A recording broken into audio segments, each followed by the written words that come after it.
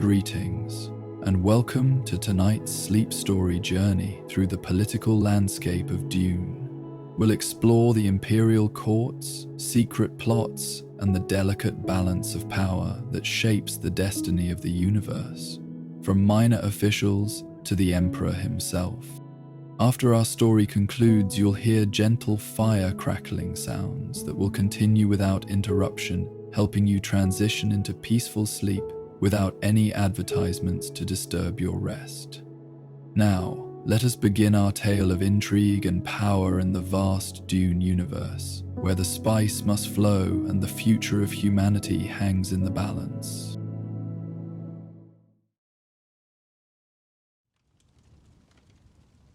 In the labyrinthian corridors of the Imperial Palace on Bedtime, a symphony of whispered conversations and echoing footsteps played against the backdrop of polished marble floors. The ornate glow globes cast a soft golden illumination that danced across the intricate tapestries depicting the glory of House Carino and the countless worlds under their dominion. Here, in this maze of power and ambition, even the walls seemed to hold their breath, waiting for secrets to be spilled. Sleepy Atreides, a minor official in the Emperor's court, walked with measured steps, his simple yet precisely tailored uniform bearing the subtle emblems of his station.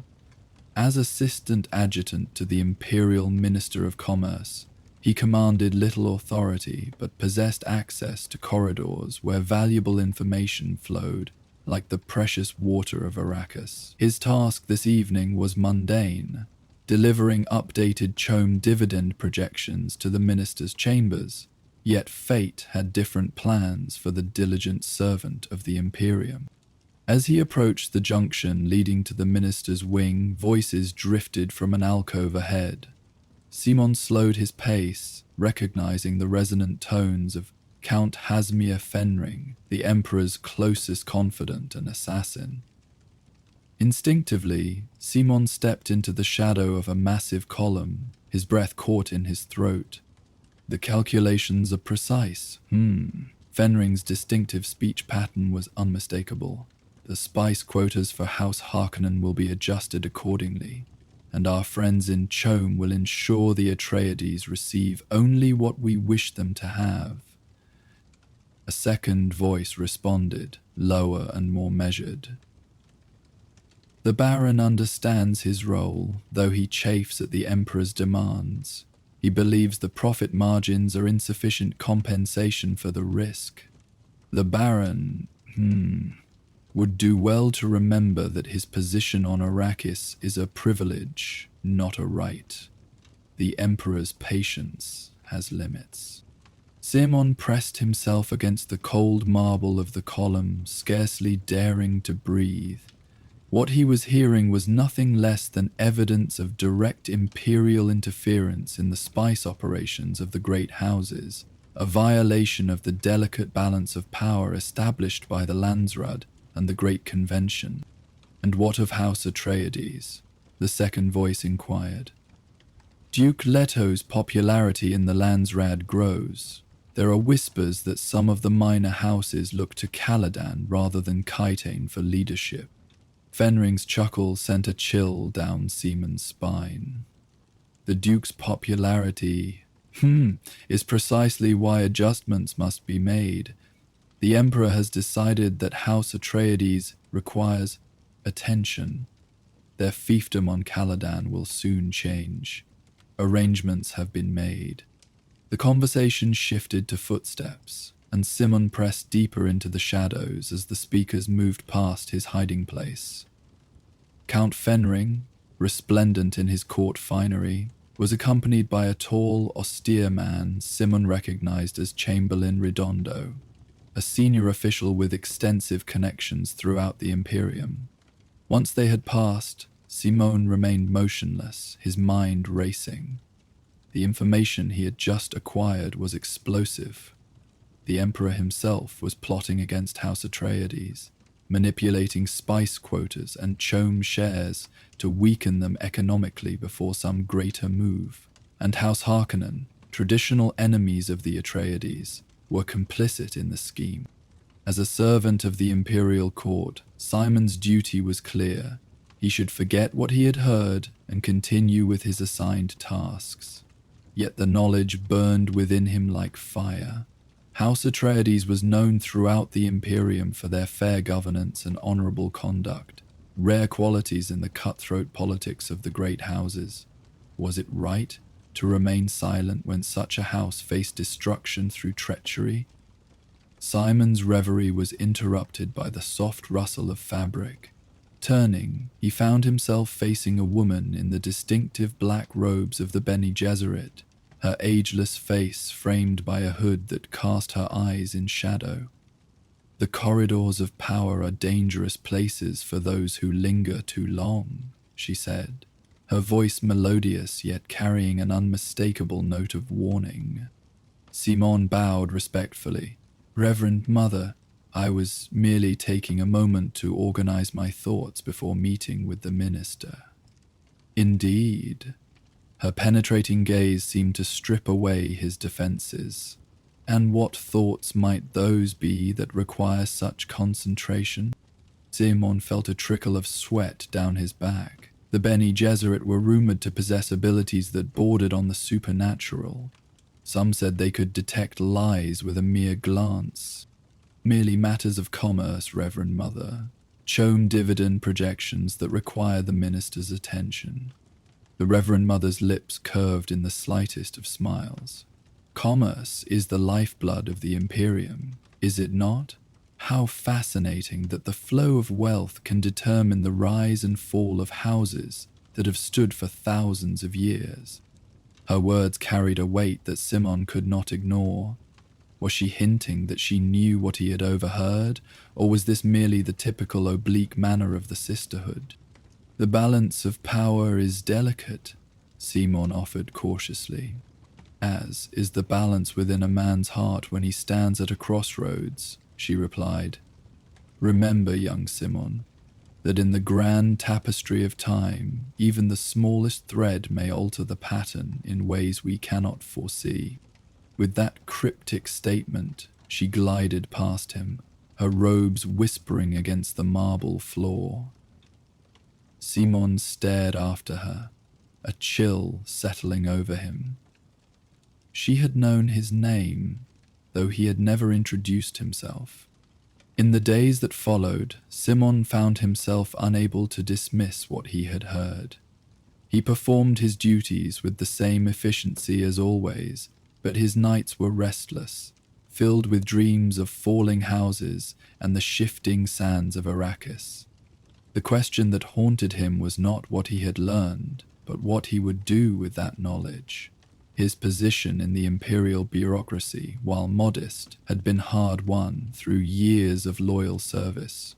To risk it by involving himself in the affairs of great houses seemed like madness.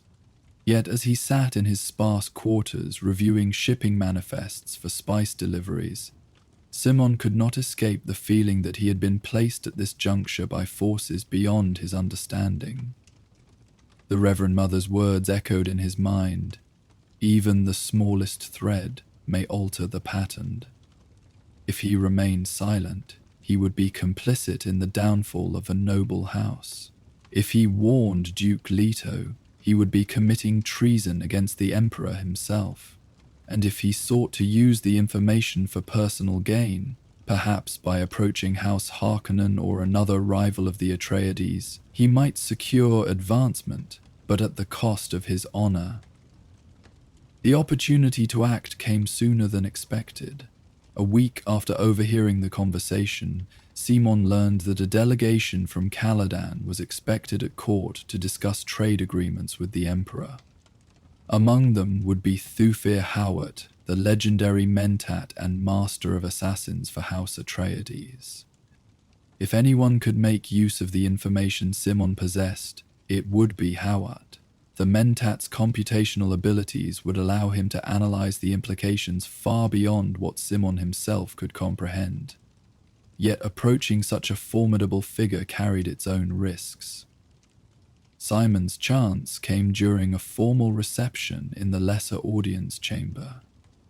As attendees mingled among the glittering displays of Imperial wealth, Simon noted Hawat standing somewhat apart, his leathery face impassive, as he observed the proceedings with the calculated precision of a mentat. Gathering his courage, Simon approached with a tray of spice-infused delicacies, a perfect cover for a brief conversation. "Sir, might I offer you a taste of the Emperor's hospitality?" Simon asked, presenting the tray. Hawat's eyes, with their faint ruby tinge from decades of Sappho consumption, focused on Simon with an intensity that made him feel transparent. "I find that hospitality often conceals unexpected flavors," Hawat replied, making no move toward the offered delicacies. Simon lowered his voice to just above a whisper, as do conversations in palace corridors, Master Hawat. "Perhaps some flavors would be of interest to Duke Leto." Howard's expression didn't change, but something flickered in his eyes, a momentary calculation, an assessment of risk and opportunity. "I believe I will try one after all," Hawat said, reaching for a delicacy. As he did so, his other hand briefly touched Simon's wrist, a touch that deposited a tiny data crystal, no larger than a grain of rice, against Simon's skin. "The Emperor's kitchens produce wonders indeed," Hawat continued in a normal tone. "One wonders about the ingredients used to create such unique combinations." Simon understood. The data crystal was a secure communication device, allowing him to transmit what he knew to Hawat without the risk of being overheard. With a slight nod, he moved on to other guests, the crystal now safely palmed in his hand. That night, in the privacy of his quarters, Simon activated the crystal and recorded everything he had overheard in the corridor. He added his own analysis of the shipping manifests he had access to, which indeed showed a pattern of reduced spice allocations to House Atreides, despite stable production figures from Arrakis. As he prepared to encrypt the message and send it through the crystal's embedded communications system, Simon's door chime sounded. At this late hour, a visitor was unusual and potentially dangerous. Heart-pounding, Simone concealed the data crystal beneath a loose tile in his washroom before answering the door. To his surprise, he found himself face to face with Chamberlain Redondo. "Assistant Adjutant Atreides," Redondo said with a thin smile that didn't reach his eyes. "I apologize for the late hour, but a matter has arisen that requires your immediate attention." "Of course, Chamberlain," Simon replied, fighting to keep his voice steady. "How may I be of service?" "The Emperor has received a request from House Harkonnen for additional spice processing equipment.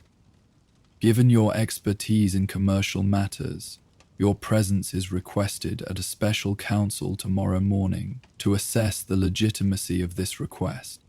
Simon's mind raced. There was no reason for someone of his relatively low rank to be included in such high-level discussions. Was this a trap? Had his conversation with Hawat been observed? "I am honored to serve," Simon said, bowing slightly. "At what time should I present myself?" "The 9th hour, in the Emperor's private council chamber," Redondo replied. "And Atreides, bring all relevant data you have regarding recent spice allocations. The Emperor values thoroughness." After Redondo departed, Simon stood motionless in his quarters, contemplating his options. The invitation to the council could be legitimate, or it could be a ploy to expose his knowledge of the plot against House Atreides. Either way, it seemed his time for decision had been dramatically shortened. Retrieving the data crystal, Simon completed his message to Hawat, adding an urgent warning about the sudden interest in his knowledge of spice allocations. He activated the crystal's transmission function, knowing that once the message was sent, there would be no turning back. As the crystal confirmed successful transmission, Simon felt a curious sense of peace descend upon him. Whatever came next, advancement, disgrace, or perhaps something far worse, he had acted according to his conscience. The next morning, Simon prepared himself with meticulous care. If he was walking into a trap, he would do so with dignity. He gathered the requested spice allocation data, making sure to include only information that would be considered public knowledge. Anything that might indicate his awareness of the plot against House Atreides was carefully omitted. The Emperor's private council chamber was a marvel of Imperial architecture, its high dome inlaid with precious metals that caught the light streaming through crystalline windows. Around a massive table of Hagal quartz sat some of the most powerful figures in the Imperium. Count Fenring, Chamberlain Redondo, the Minister of Commerce, and several military officers Simon did not recognize. At the head of the table, seated on a smaller version of the Golden Lion throne, was Shaddam III himself, 81st Padishah Emperor of the known universe. His presence at what should have been a routine commercial discussion confirmed Simon's suspicions. This meeting had a hidden purpose. Assistant Adjutant Atrax, the Emperor acknowledged as Simon bowed deeply. We understand you have some expertise in the matter before us. I serve at your Majesty's pleasure, Simon replied carefully. I have brought the requested data on recent spice allocations. Excellent, the Emperor said, gesturing for Simon to be seated at a place conspicuously distant from the other attendees. But before we address House Harkonnen's request, another matter has come to our attention. Simon felt the blood drain from his face as the Emperor signaled to an Imperial guardsman who activated a holographic projector in the center of the table. To Simon's horror, an image appeared of him speaking with Thufi Howard at the previous evening's reception. It seems, the Emperor continued, his voice dangerously soft, that our assistant adjutant has developed an interest in politics beyond his station. Would you care to explain your conversation with the Atreides Mentat, Atrax? The chamber fell silent, all eyes fixed on Simone. In that moment, he realized that whatever choice he made would define not just his career, but his very life. Drawing a deep breath, Simon looked directly at his Emperor. Your Majesty, in my duties, I have observed certain patterns in spice allocation that seemed irregular. I believed that by sharing this observation with House Atreides, I might help maintain the balance of power that your wise governance has established. Count Fenring leaned forward, his eyes narrowing. A curious interpretation. One might instead suggest that you were meddling in affairs far beyond your understanding. Perhaps, Simon admitted. But is it not the duty of every Imperial servant to uphold the principles of the Great Convention, to ensure that no great house gains advantage through means outside the established rules of Khanli? A murmur ran through the assembled officials. Simon had taken an enormous risk by invoking the Great Convention, essentially suggesting that the plot against House Atreides might violate the ancient rules that governed conflict between houses. The Emperor's face remained impassive, but his fingers tightened almost imperceptibly on the arms of his throne. You presume much, Assistant Adjutant. Forgive me, Your Majesty, Simon replied, lowering his gaze. I spoke out of concern for the stability of the Imperium, which your house has maintained for thousands of years. An uncomfortable silence fell over the chamber. Simon knew he was walking a knife's edge, deferential enough to avoid accusations of outright disrespect, yet standing firm in his implied criticism of the plot against House Atreides. Finally, the Emperor spoke. Your concern for Imperial stability is noted, Atreides. However, there are matters of state that require a broader perspective than what is available to one of your position. He gestured to Chamberlain Redondo. In recognition of your unique insights, you are hereby reassigned to the Ministry of Commerce's Oversight Committee for the Arrakis spice operations. You will depart for Arrakis immediately to ensure that spice production meets Imperial standards. Simon struggled to maintain his composure. This was neither the advancement he might have hoped for nor the punishment he had feared. Instead, it was a calculated move to position him where his knowledge could do no harm and where he could be closely watched. "I am honored by your Majesty's trust," Simon said, bowing once more. As the meeting concluded and Simon was escorted from the chamber, he caught a final glimpse of Count Fenring watching him with an expression of calculated assessment. The message was clear. He had survived this encounter, but his actions had placed him under the scrutiny of the Emperor's most dangerous servant. 2 days later, Simon found himself aboard a guild he-liner bound for Arrakis. His quarters were comfortable but monitored, his official duties clearly defined but limited in scope. He was, in effect, being exiled to the most inhospitable planet in the Imperium, far from the corridors of power where he might cause further disruption. As the ship entered the fold of space that would take them to Arrakis, Simon gazed out at the distorted starscape and wondered if his warning had reached Duke Leto in time. Had his small act of conscience made any difference in the grand schemes of the Imperium?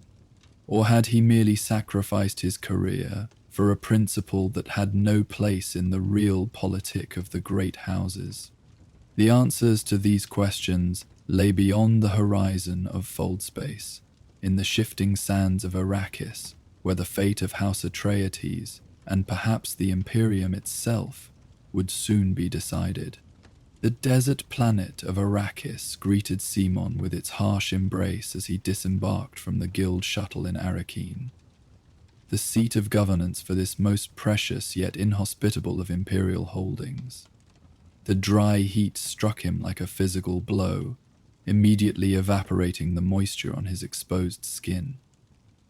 Above, the sky burned a relentless blue, unmarred by clouds, while the distant shield wall, a massive natural formation, shimmered in the intense heat. An Imperial liaison officer met him at the landing field, hurrying him into a ground car with tinted, moisture-sealed windows. "Welcome to Arrakis, Assistant Adjutant Atreides," the man said without warmth. "I trust your journey was uneventful."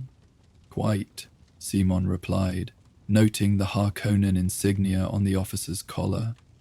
Though Arrakis was technically an Imperial fief, House Harkonnen administered it on the Emperor's behalf, extracting the precious spice melange from its deadly deserts. "You'll be quartered in the Imperial residence," the officer continued. "Baron Harkonnen has been informed of your arrival and your oversight role." The emphasis on oversight was not lost on Simon. His presence here was viewed with suspicion, perhaps even as a direct challenge to Harkonnen authority. He would need to tread carefully. "I look forward to conducting my duties efficiently and with minimal disruption to operations," Simon said diplomatically. "The Emperor values stability in spice production above all else." The officer grunted non-committally as they drove through the streets of Arrakeen. Simon observed the city with keen interest, the massive, fortress-like structures designed to preserve precious moisture, the people hurrying about their business in still suits that recycled their bodies' water, the ever-present signs of Harkonnen occupation in the form of armed patrols, and the Baron's crimson emblems displayed prominently on government buildings. At the Imperial residence, a modest complex by the standards of Kaitine, but imposing for Arrakis, Simon was shown to his quarters and informed that the Baron's mentat, Peiter de Vries, would brief him on spice operations the following morning. Left alone, Simon performed a careful sweep of his rooms, locating 3 surveillance devices with relative ease. The Harkonnens were not known for subtlety. He disabled none of them, doing so would only confirm suspicions about his purpose here, but made a mental note of their locations. The following morning, Simon met with Peter de Vries in a conference room overlooking the city. The twisted Mentat's appearance was disconcerting, the sappho stain on his lips a vivid crimson, his eyes holding the feverish intensity of one whose mental computations never ceased. "Assistant Adjutant," de Vries greeted him, the words sliding from his mouth like oil. How curious that the Emperor should suddenly take such interest in the minutiae of spice operations. One might almost suspect ulterior motives. "The Emperor's interest in spice never wanes," Simon replied evenly. "As the most valuable substance in the universe, it merits constant attention." De Vries smiled, an expression that held no warmth. "Indeed. And yet, the timing of your arrival, just as House Atreides prepares to assume control of Arrakis, raises interesting questions." Simon carefully controlled his expression, though his heart rate accelerated. This was news to him. "I was not aware of any change in the administration of Arrakis." "No?" De Vries raised an eyebrow, his eyes calculating. How strange that an official from the Ministry of Commerce would be uninformed about such a significant development. "House Atreides will be replacing House Harkonnen as the fiefholders of Arrakis by Imperial decree. The formal announcement will come soon." Simon's mind raced. If what de Vries said was true, it aligned with the conspiracy he had overheard on Kaitane. The attention that House Atreides required, according to Count Fenring, must be this transfer of Arrakis. Seemingly a great honor, but perhaps a carefully disguised trap. "The Emperor's wisdom in managing the great houses is beyond question," Simon said carefully. "I look forward to facilitating a smooth transition when the time comes." De Vries leaned forward, his sappho-stained lips curling into a smile. "A smooth transition?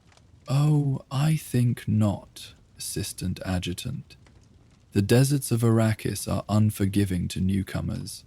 House Atreides will find that governing this planet is challenging." The threat behind the Mentat's words was unmistakable. Whatever plot had been hatched between the Emperor and Baron Harkonnen, it did not bode well for House Atreides.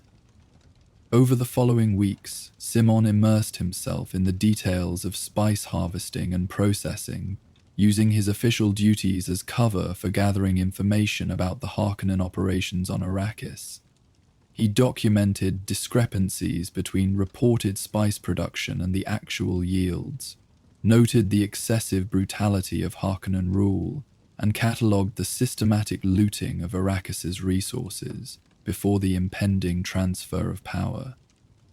All of this he recorded in encrypted notes that he kept hidden within a false bottom of his personal stillsuit case.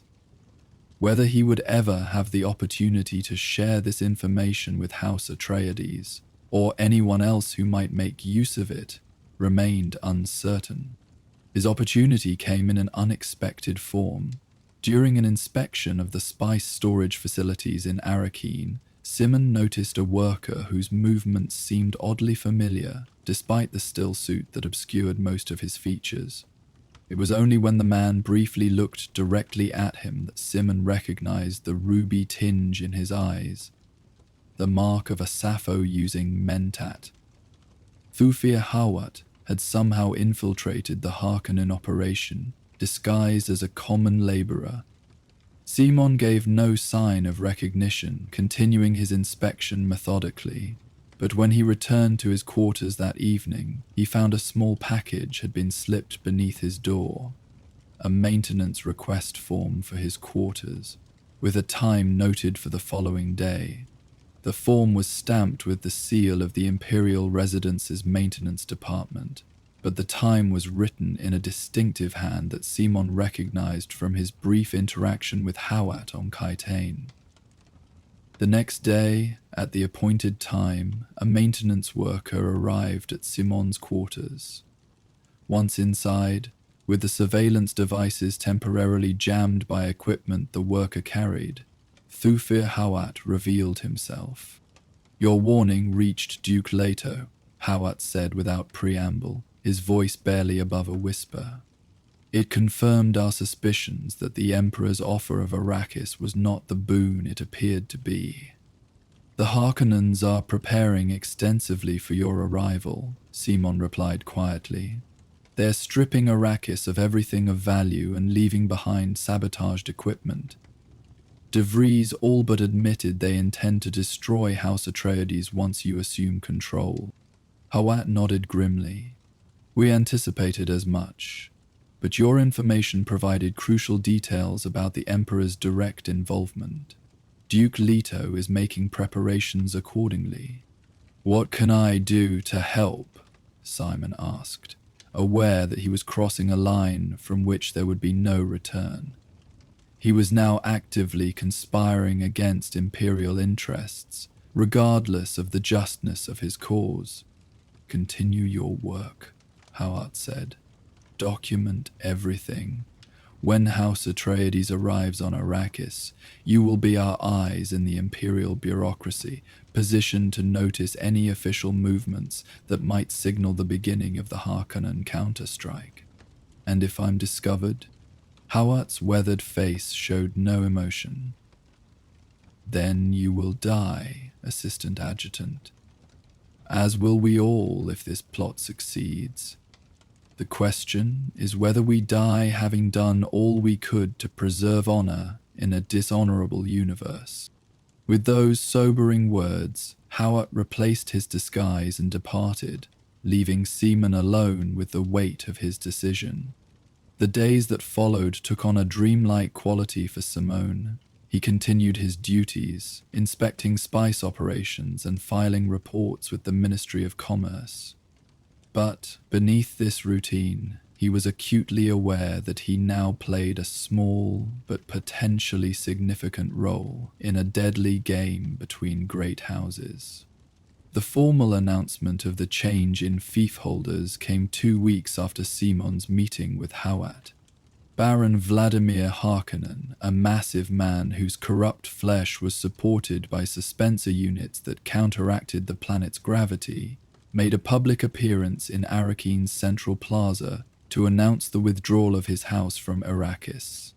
"By the Emperor's command," the Baron intoned, his voice carrying across the assembled crowd, "House Harkonnen will relinquish control of Arrakis to House Atreides within the month.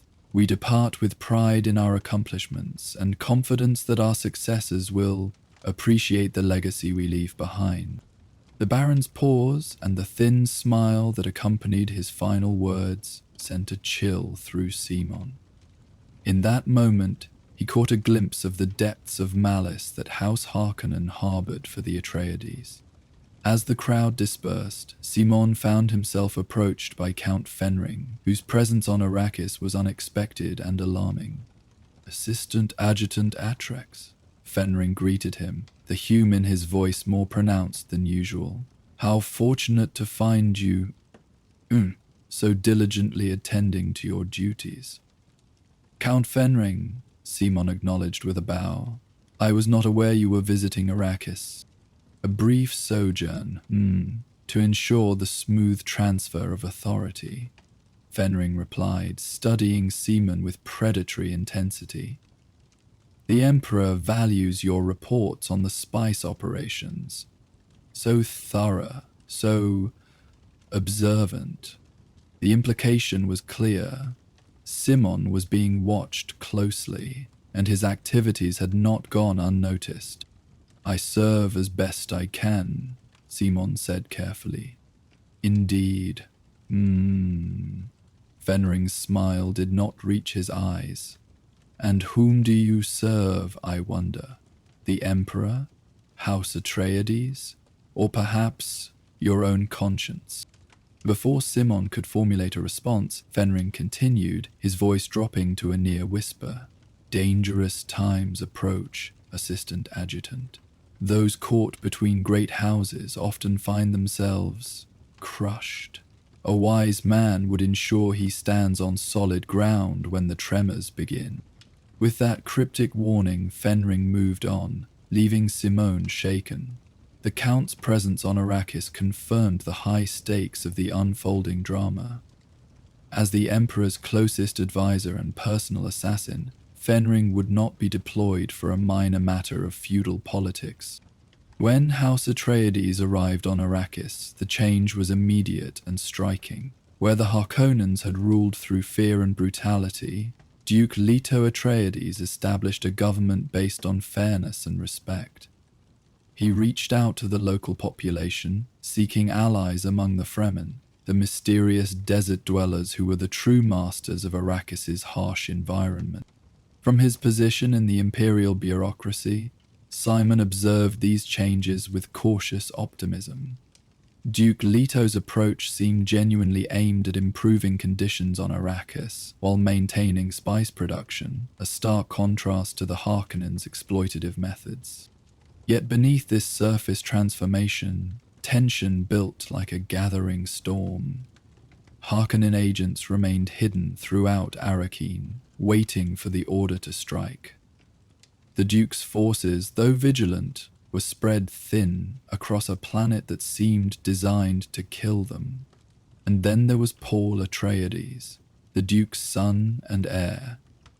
Simon had glimpsed him only briefly during a formal reception at the governor's palace, but something about the young man had left a profound impression.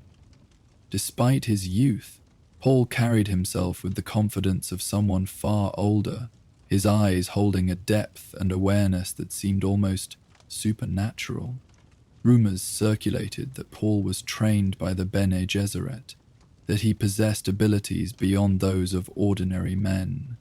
Some of the local population had begun to whisper that he might be the Lisan al-Gaib, the prophesied outsider who would lead the Fremen to paradise. These thoughts occupied Seaman as he made his way through the winding streets of Arrakeen one evening, returning to his quarters after submitting his weekly report to the ministry. The streets were quieter than usual, the normal bustle of the city subdued as if holding its breath in anticipation. As he turned down a narrow side street, a shadow detached itself from a doorway ahead. Instinctively, Simon reached for the crysknife he had begun carrying beneath his robes, a concession to the dangerous realities of life on Arrakis. "Be at ease, Imperial man," a rough voice commanded from the shadows. "If death was your fate this night, you would not see it coming." A figure stepped into the dim light of the street, a tall man wearing the traditional stillsuit of the Fremen, his face partially obscured by a dust mask, but his eyes visible and startlingly blue, the eyes of one who consumed large quantities of the spice melange. "What do you want?" Simon asked, his hand still near his concealed weapon. "You are the one who watches the spice," the Fremen stated, "the one who warned Leto Atreides of the trap being laid." Simon felt his blood run cold. How could this desert dweller know of his involvement? "I don't know what you're talking about," he said carefully. The Fremen made a dismissive gesture. "Save your lies for the Harkonnens. Stilgar sent me. The Sayadina has seen you in her visions." "Sayadina?" Simon repeated, unfamiliar with the term. "The Reverend Mother of the Fremen," the man explained impatiently. "She says you stand at a crossroads where many paths converge. Your choices in the coming days will shape what is to come." "And what choices might those be?" Simon asked, intrigued despite his caution. The Fremen's blue eyes seemed to pierce through him. "When the storm breaks, you must decide whether to bend like the palm or break like the oak.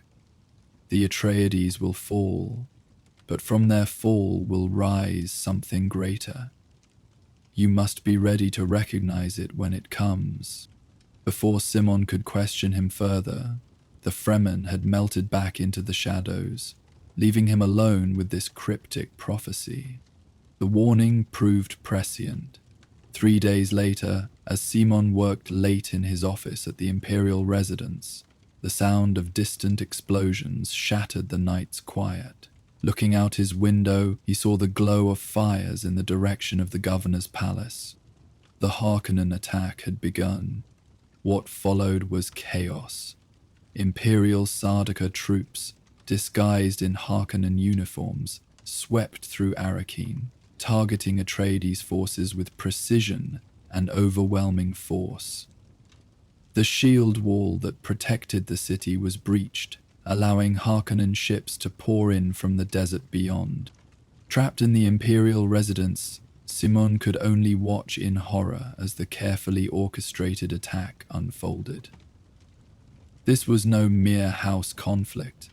The presence of Sardaukar confirmed the Emperor's direct involvement in the destruction of House Atreides, just as Simon had overheard months ago in that palace corridor on Catain. As dawn broke over a conquered city, Simon received a summons to attend Baron Harkonnen, who had returned to Arrakis to savor his victory. In the governor's palace, now once again under Harkonnen control, Simon found the Baron floating in his suspensor harness, his massive bulk a grotesque contrast to the elegant surroundings. Assistant Adjutant Atreides, the Baron greeted him, his voice oily with satisfaction. "You are fortunate to have been under Imperial protection during last night's unpleasantness. The Emperor will be pleased that spice production can continue uninterrupted," Simon replied neutrally, fighting to conceal his disgust and grief at the fall of House Atreides. "Indeed." The Baron's smile was reptilian, "though I fear the transition may not be as smooth as hoped. Duke Leto is dead, and his son and the Bene Gesserit witch have fled into the desert, presumably to their deaths." Simon maintained his composed expression, though inside a spark of hope flared. If Paul Atreides and his mother had escaped, perhaps all was not lost. "You will continue your oversight duties, of course," the Baron continued, "though I expect your reports to the Ministry will reflect the efficiency of Harkonnen management compared to the brief Atreides interlude."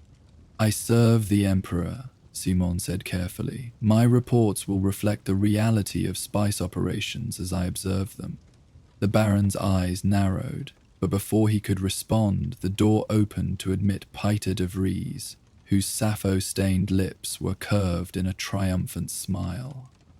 "We've located a band of Fremen moving in the deep desert," de Vries announced.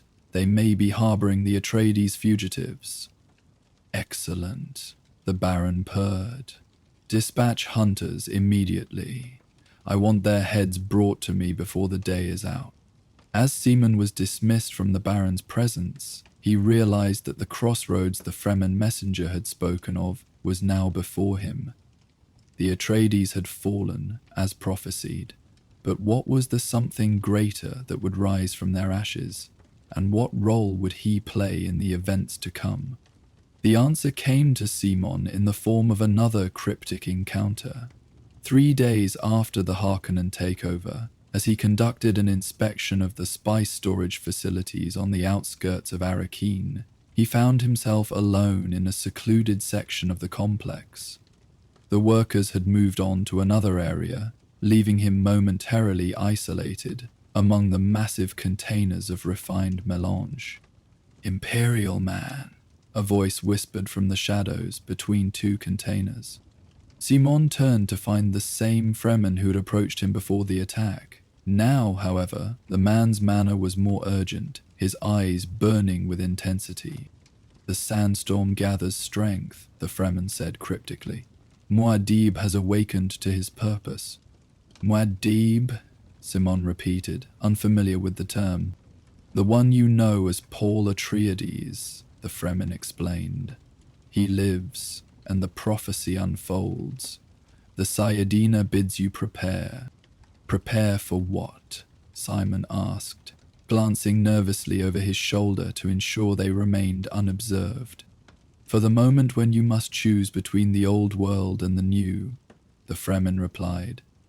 When that time comes, seek the way of the shadow, where the rocks meet the sand.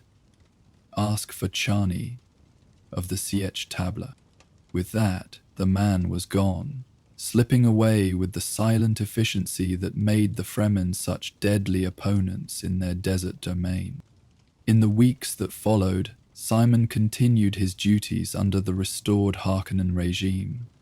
Baron Vladimir Harkonnen had departed Arrakis, leaving his brutish nephew Rabban in charge with orders to squeeze the planet for every grain of spice it could produce. The suffering of the population under Rabban's harsh rule was palpable. Rations were cut, punishment for the slightest infractions was severe, and spice harvesting quotas were increased to nearly impossible levels. All the while, Simon documented these abuses in his encrypted notes, though he had no idea if they would ever reach anyone who could make use of them. Rumors began to circulate in Arrakeen of increasing Fremen activity in the deep desert. Spice harvesting crews were attacked with growing frequency, their equipment sabotaged, their weapons stolen. Some spoke in hushed tones of a new Fremen leader, a young outsider with supernatural powers who rode the great sandworms and commanded the loyalty of the desert warriors. Muad'Dib, they called him. The name sent a thrill of recognition through Simon whenever he heard it whispered in the markets or back alleys of Arrakeen. His opportunity to act came sooner than expected. 6 months after the fall of House Atreides, Simon received orders to inspect a remote spice mining operation in the deep desert, an unusual assignment that would take him far from the relative safety of Arrakeen. The official reason was concern over declining yields from that region, but Simon suspected a different motive. His continued insistence on accurate reporting of spice production, including the shortfalls resulting from Rabban's mismanagement and Fremen attacks, had made him increasingly unpopular with the Harkonnen administration. This assignment could well be a pretext to eliminate a troublesome Imperial official, yet it also presented an opportunity that Simon had been waiting for. A chance to make contact with the Fremen, and, perhaps, with the one they called Muad'Dib. The journey to the mining site took 3 days by armored carryall, traversing some of the most inhospitable terrain on an already inhospitable planet. Simon's escort consisted of 12 Harkonnen soldiers, their contempt for him barely concealed beneath a veneer of military discipline. On the second night, as they camped in the shelter of a rock formation, Simon noted with growing unease that the Harkonnen soldiers seemed increasingly tense, their eyes scanning the darkening horizon with apprehension. "Is something wrong, Captain?" Simon asked the leader of his escort. The man spat into the sand. "This is Fremen territory," he growled. "The deep desert belongs to them, no matter what the Baron claims. And lately they've grown bold, attacking in force rather than their usual hit-and-run tactics. I thought the Fremen were merely scattered bands of primitives," Simon said, feigning ignorance. The captain gave a harsh laugh. "That's what the Baron would have you believe. But ask any man who survived more than a year on Arrakis and they'll tell you different. The Fremen are the deadliest fighters in the known universe, each worth 10 Sardaukar in combat. And now they're united under this Muad'Dib."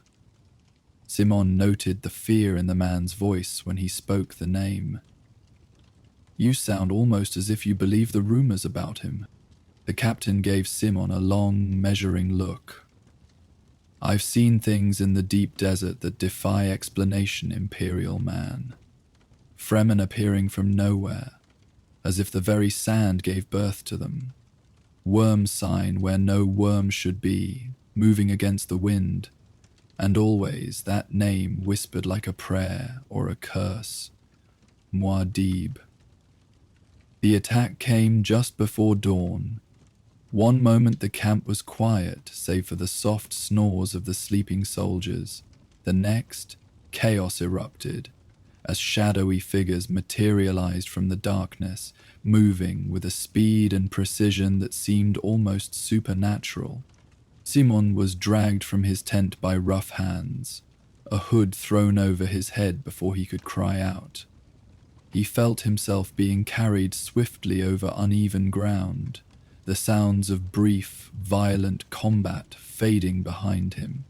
When the hood was finally removed, Simon found himself in a narrow cavern lit by dim glow globes, surrounded by still-suited figures whose blue within blue eyes regarded him with a mixture of curiosity and suspicion. "The Imperial man awakens," said a familiar voice. "Where am I?" Simon asked, though he suspected the answer. "In the place between worlds," the Fremen replied cryptically.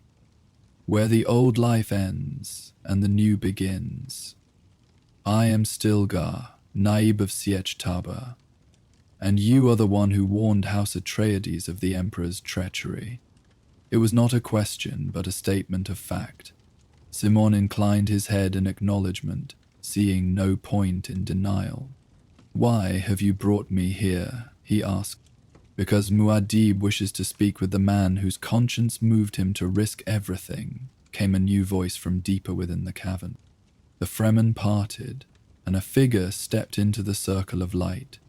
Though dressed in a still suit like the others, there was something in his bearing that set him apart, an aura of command that seemed to radiate from him like heat from the desert sands. Paul Atreides had changed since Simon had glimpsed him in Arrakis. The boy was gone, replaced by a young man whose eyes held the weight of experience far beyond his years.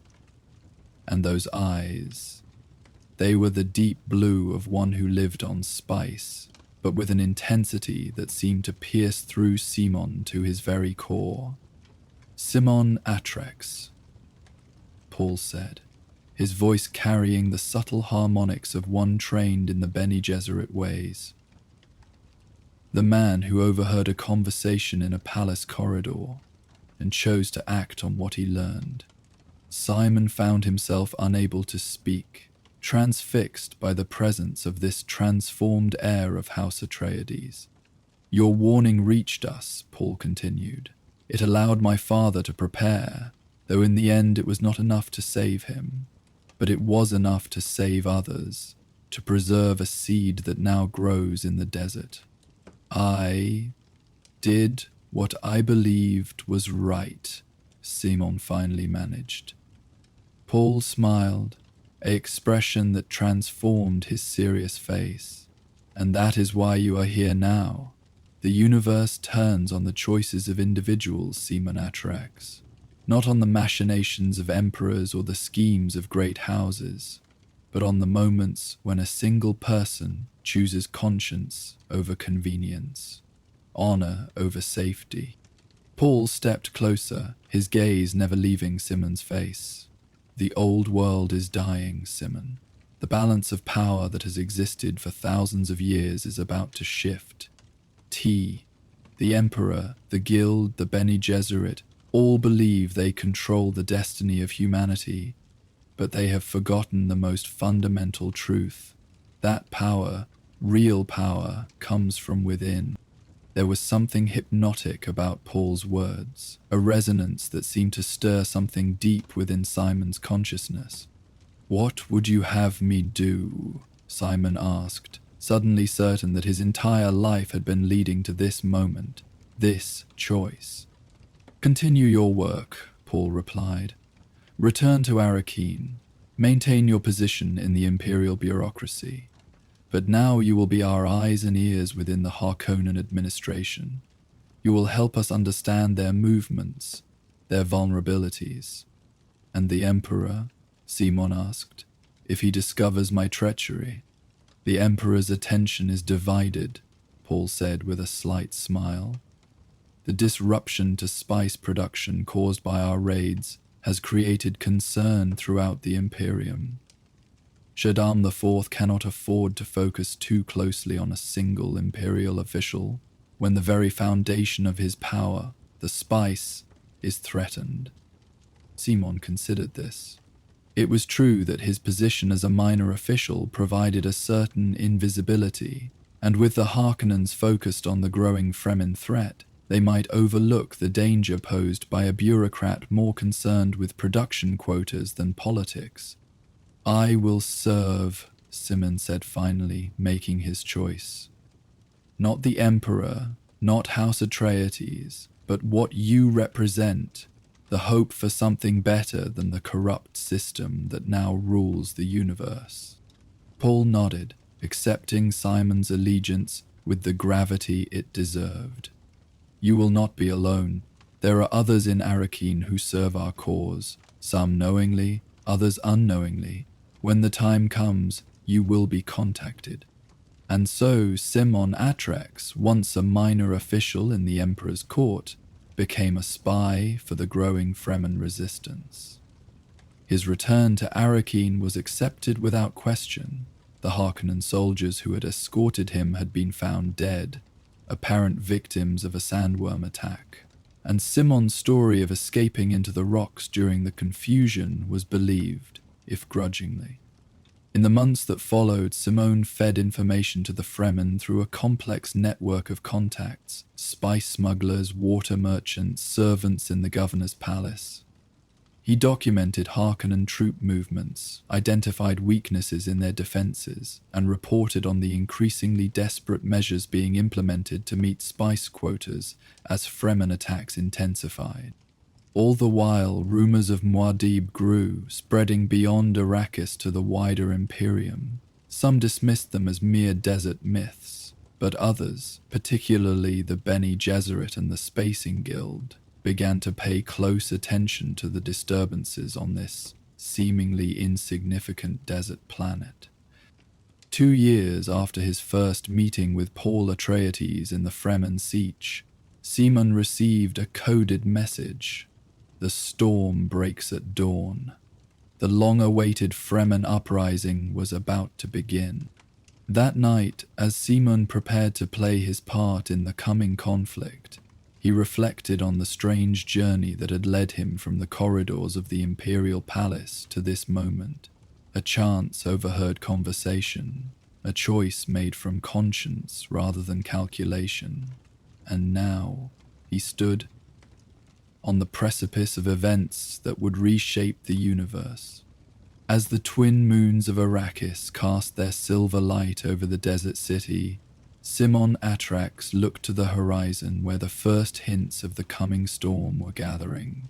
The old world was indeed dying, just as Paul had foretold, and from its ashes something new would rise, something forged in the crucible of Arrakis, tempered by the harshness of its desert and the indomitable spirit of its people.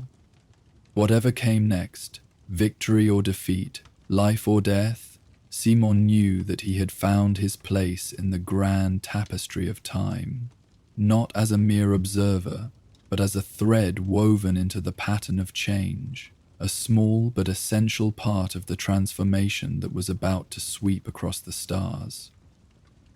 The dawn was approaching, and with it the storm that would change everything.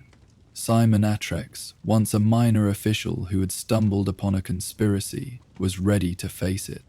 As the first light of dawn painted the eastern sky in hues of amber and crimson, Simon Atreides stood on the balcony of his modest quarters in Arrakis. The air was unusually still, as if the planet itself was holding its breath in anticipation of what was to come. In the distance, beyond the shield wall that protected the city, a massive dust cloud was forming, far too organized to be a natural phenomenon.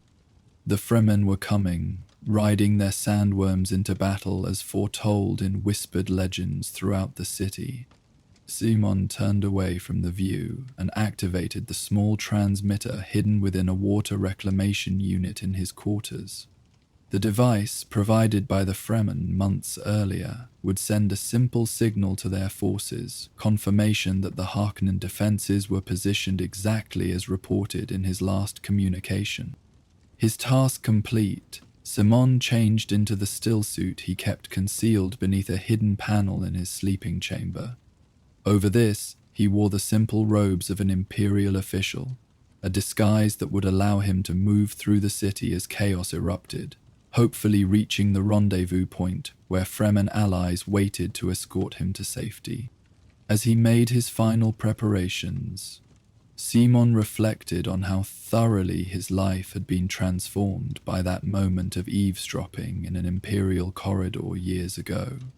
From a faceless bureaucrat to a key agent in a planetary revolution. It was a path he could never have imagined, yet one he now walked with unwavering resolve. The first explosions shook the city just as Simon stepped onto the street. The shield wall, the massive natural formation that protected Arrakis from the worst of the desert's fury, had been breached at multiple points, allowing Fremen forces to pour in like a human tide.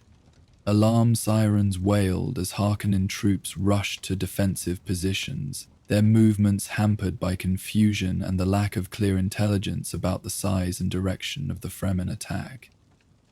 Simon had ensured that the reports reaching Rabban's headquarters were fragmented and contradictory, creating the maximum possible chaos in these crucial first moments.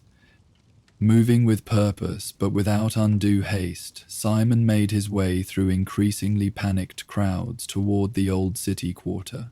Occasionally he stopped to show his Imperial credentials to Harkonnen patrols, offering confident assessments of the situation that sent them hurrying in precisely the wrong directions. The sounds of battle grew closer, the distinctive whine of Mala pistols used by the Fremen, the heavier thunder of Harkonnen artillery, and beneath it all, a rhythmic pounding that could only be the approach of sandworms to the city's outskirts. At a nondescript intersection in the old quarter, Simon turned down an alley that ended in a seemingly solid wall. Pressing his hand against a specific stone, he felt the hidden mechanism engage, opening a narrow passage into the Undercity, the ancient network of tunnels and chambers that predated even the earliest human settlements on Arrakis. "You cut it close, Imperial man," came a gruff voice from the shadows. Stilgar, the Fremen naib Simon had met years earlier, emerged, with two warriors flanking him. The Harkonnen patrols were thicker than expected, Simon explained, pulling off his outer robes to reveal the stillsuit beneath. Rabban must have had some warning, though not enough to prepare adequately. Stilgar nodded grimly. "It matters little now. The path is set, and Muad'Dib leads us to victory or death." They moved swiftly through the tunnels, occasionally passing groups of Fremen warriors heading toward various access points to the city above. All wore the same expression of fierce determination, men and women who had lived their entire lives preparing for this day of reckoning. Eventually, they emerged into a larger chamber where a command post had been established. Maps of Arrakis were projected on a portable holodisplay, with markers showing the positions of Fremen forces as they converged on key points throughout the city. And there, at the center of this storm of activity, stood Paul Atreides, Muad'Dib to the Fremen, the Kwisatz Haderach to the Bene Gesserit, and now the focal point of a revolution that threatened to overturn the power structure of the entire Imperium. "Simon Atreides," Paul acknowledged as they approached. "Your information has served us well. Rabban's forces are divided and confused. Exactly as we planned." Simon bowed slightly. "I'm glad to have played my part, my lord." Paul's eyes, now the deep, solid blue of heavy spice consumption, studied Simon with unnerving intensity. "Your part is not yet complete. The Emperor himself approaches Arrakis with a battle fleet. Our sources in the guild confirm that he brings Sardaukar legions, perhaps 5 battalions or more. This news sent a shock through Simon. 5 battalions of Sardaukar, the Emperor's elite troops, each man a match for 10 ordinary soldiers, represented a level of Imperial intervention unprecedented in conflicts between great houses. "Must truly fear you," Simon observed. A slight smile touched Paul's lips. "Fear is the mind killer, Simon Atreides, and Shaddam's mind is indeed being killed by his fear, not just of me, but of what I represent. The old order is crumbling, and he knows it." Paul turned back to the holodeplay, indicating a position near the governor's palace. "Your knowledge of Imperial protocols will be valuable in the coming confrontation. When the Emperor arrives, he will expect certain formalities, certain approaches. We must use these expectations against him." For the next hour, Simon provided insights into Imperial court procedures, the chain of command among the Sardaukar, and the psychological vulnerabilities of Shaddam for himself. All the while, reports flowed in from across the city as Fremen forces systematically dismantled Harkonnen resistance. By midday, Arrakis was largely under Fremen control. Rabban had been captured while attempting to flee to a hidden ornithopter pad, his execution carried out swiftly by Stilgar himself. The remaining Harkonnen troops had either surrendered or retreated into increasingly isolated pockets of resistance. It was then that the city's proximity sensors detected the approach of a massive guild highliner in orbit around Arrakis. The Emperor had arrived, bringing with him the full might of the Imperial military and representatives from the Landsraad, the Spacing Guild, and the Bene Gesserit. "The final confrontation approaches," Paul said quietly, his voice carrying to every corner of the command chamber. "Stilgar, prepare our forces to receive the Emperor's delegation. Chani, ensure that our water discipline is maintained. We must show our strength through our most precious resource. Simon, you will accompany me to greet Shaddam IV."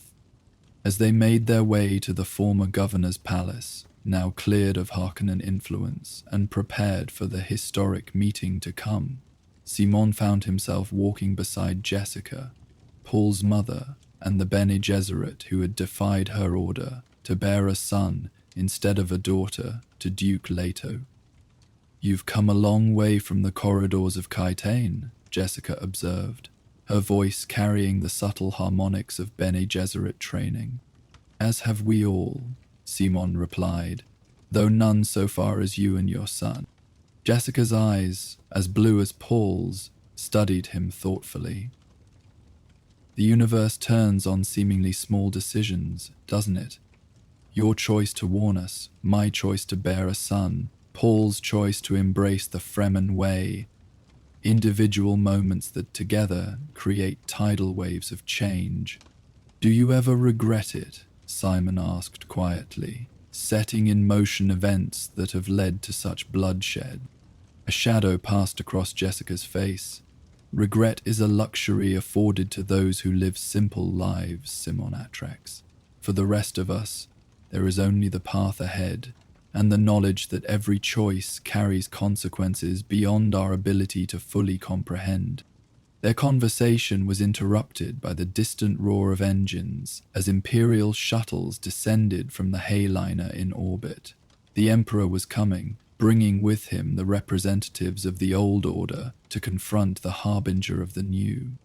The Imperial delegation was received in the grand audience chamber of the governor's palace.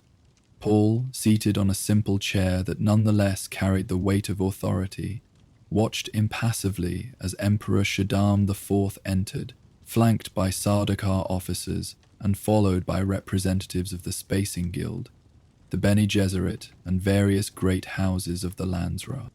Simon, standing to one side with other advisors to Muad'Dib, noted with professional interest how the Emperor's ceremonial entrance had been subtly undermined by the Fremen arrangements.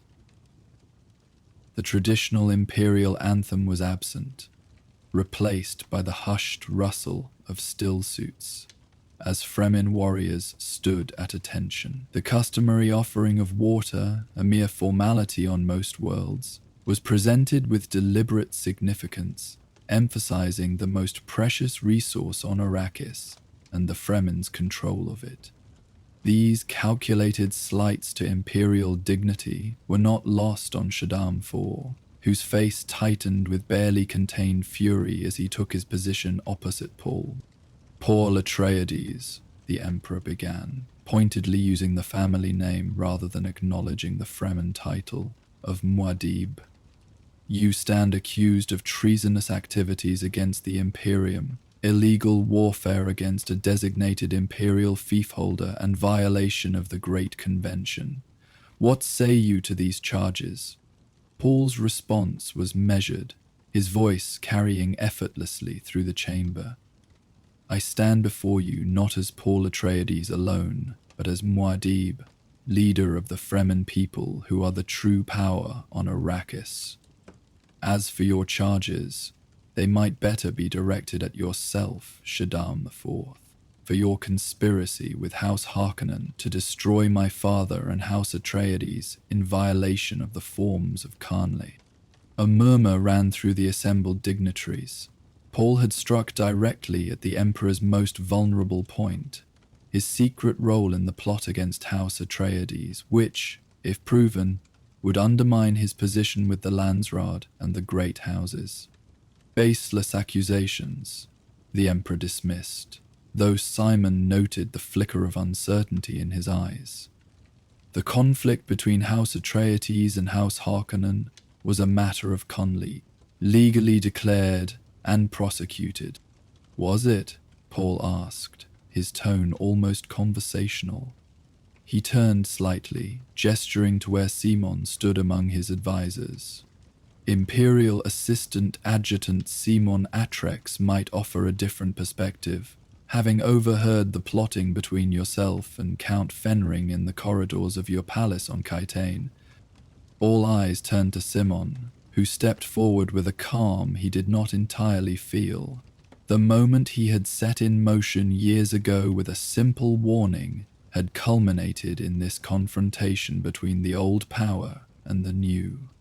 "I serve the Imperium," Simon began, choosing his words carefully, "which is not synonymous with serving the Emperor when he violates the very laws he is sworn to uphold. I witnessed firsthand the conspiracy between House Carino and House Harkonnen to destroy House Atreides, a conspiracy that included the deployment of Sardaukar troops disguised as Harkonnen forces, in direct violation of the Great Convention. The revelation sent shockwaves through the chamber. The representatives of the great houses exchanged alarmed glances. If the Emperor could violate the Great Convention to destroy one house, none were safe. What followed was a complex negotiation that would reshape the power structure of the Imperium. Paul's advantage was overwhelming. Control of Arrakis meant control of the spice, without which interstellar travel and commerce would cease. The Spacing Guild, dependent on spice for their navigators, was the first to recognize the new reality. "The spice must flow," their representative declared, formally acknowledging Paul's authority over Arrakis. Faced with this shifting of allegiance and the damning testimony about his illegal actions against House Atreides, Emperor Shaddam IV found his options rapidly diminishing.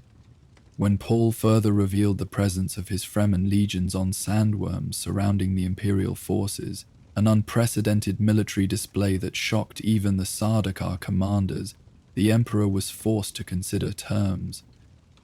"What is it you want, Paul Atreides?" Shaddam asked, his voice tight with suppressed rage.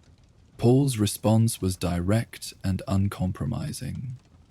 Marriage to Princess Irulan, the Emperor's daughter, securing his claim to the throne, the resignation of Shaddam IV and his exile to Seleucia Secundus, recognition of Fremen sovereignty over Arrakis, and a complete restructuring of spice production and distribution under Fremen control.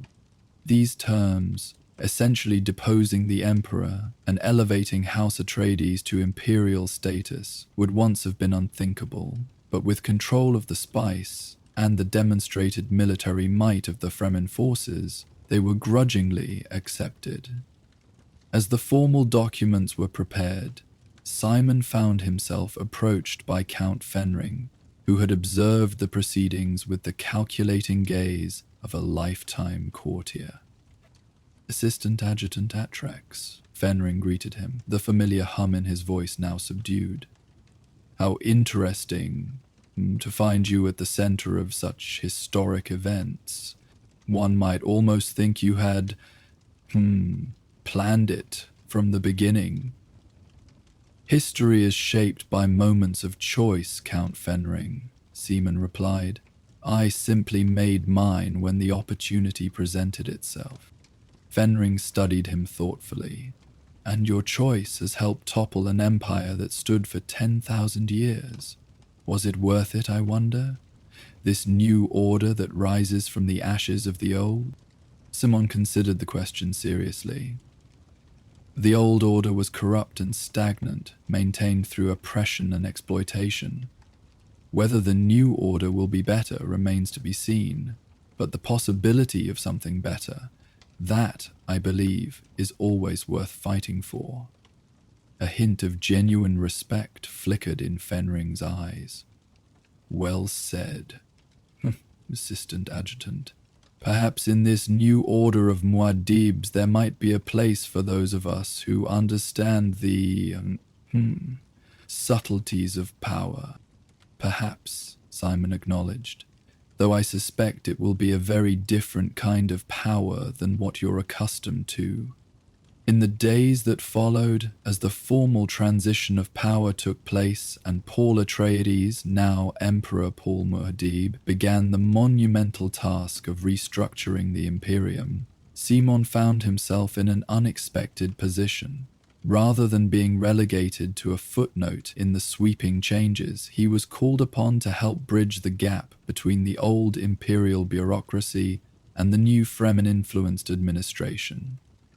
His knowledge of imperial protocols and procedures proved invaluable in maintaining essential functions while reforms were implemented. More importantly, his example as someone who had chosen conscience over convenience, principle over self-preservation, resonated with others in the vast imperial service who now faced similar choices under the new regime. One evening, as Simon worked late in what had once been the governor's palace and was now the nerve center of a new galactic order, he was summoned to a private audience with the new emperor. Paul received him not in the formal throne room, but in a smaller chamber designed in the Fremen style, with recessed lighting and moisture seals that preserved the desert people's most precious resource.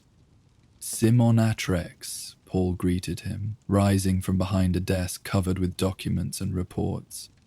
"The transition proceeds more smoothly because of your efforts." "I serve as best I can, my emperor," Simon replied, still adjusting to the new form of address. "Yes, you do," Paul agreed, his within blue eyes studying Simon with that unnerving intensity that seemed to peer into possible futures. "But I wonder, do you understand what it is you're helping to create?" The question caught Simon off guard.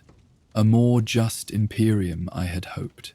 One where power is exercised with wisdom rather than brutality. A shadow crossed Paul's face. "Justice and wisdom are complex ideals, Simon. The path ahead is not what I would have chosen, had choice truly been mine." For a moment, the mask of imperial authority slipped, and Simon glimpsed the burden that Paul carried. Not just the weight of an imperium, but the weight of a terrible purpose that extended far beyond the present moment. "The jihad comes," Paul continued softly. "No matter what I do now, the forces I have unleashed cannot be contained. Billions will die in my name, across thousands of worlds. This is the price of the future I have seen, the only future where humanity survives. Simon felt a chill at these words. Surely, with your power, you can prevent such bloodshed. Paul's laugh held no humor. Power is an illusion, Simon Atreides. The more one has, the more one is constrained by it. I am less free now as emperor than I was as a fugitive in the desert. The currents of time and human nature carry us all, even those who can see the shores ahead. He moved to a window that overlooked the city of Arrakis, now transformed by Fremen occupation and the influx of officials and dignitaries from across the Imperium. I called you here not to burden you with foreknowledge, but to offer you a choice, Paul said after a moment of contemplation. Your service to the Imperium, the old and the new, has been exemplary. You've earned the right to whatever future you desire. What choices do I have, my Emperor? Simon asked, intrigued by this unexpected turn in the conversation. You could remain here on Arrakis, helping to administer the new order we're creating. Your knowledge of Imperial bureaucracy combined with your moral compass makes you valuable in such a role. Paul turned from the window, his gaze direct. Or you could return to your homeworld with honor and rewards, distanced from the changes and the violence that are to come. A comfortable retirement, away from the center of power. And the third choice? Simon asked, sensing there was more. A slight smile touched Paul's lips. Perceptive as always. Yes, there is a third path. You could join those I am sending to prepare for what lies beyond the jihad, the guardians of knowledge and wisdom, who will preserve what is best of humanity through the fire that is coming. The gravity of this offer was not lost on Simon. Paul was describing a select group entrusted with a mission spanning generations, perhaps centuries. I need to know, Simon said after careful consideration. Will what we've built here be worth the cost? Will the suffering to come lead to something better for humanity? Paul's expression became distant, as if looking into time streams that only he could perceive. In the very long view of history, yes, humanity will survive because of the path we now walk, though few alive today will see the golden age that eventually emerges from the crucible of change. Simon thought back to the conversation he had overheard years ago in that palace corridor, a seemingly small moment that had set him on this path. He thought of his choice to warn House Atreides, and all the choices that had followed, leading him to this moment of decision. I will join your guardians, my Emperor, Simon said finally.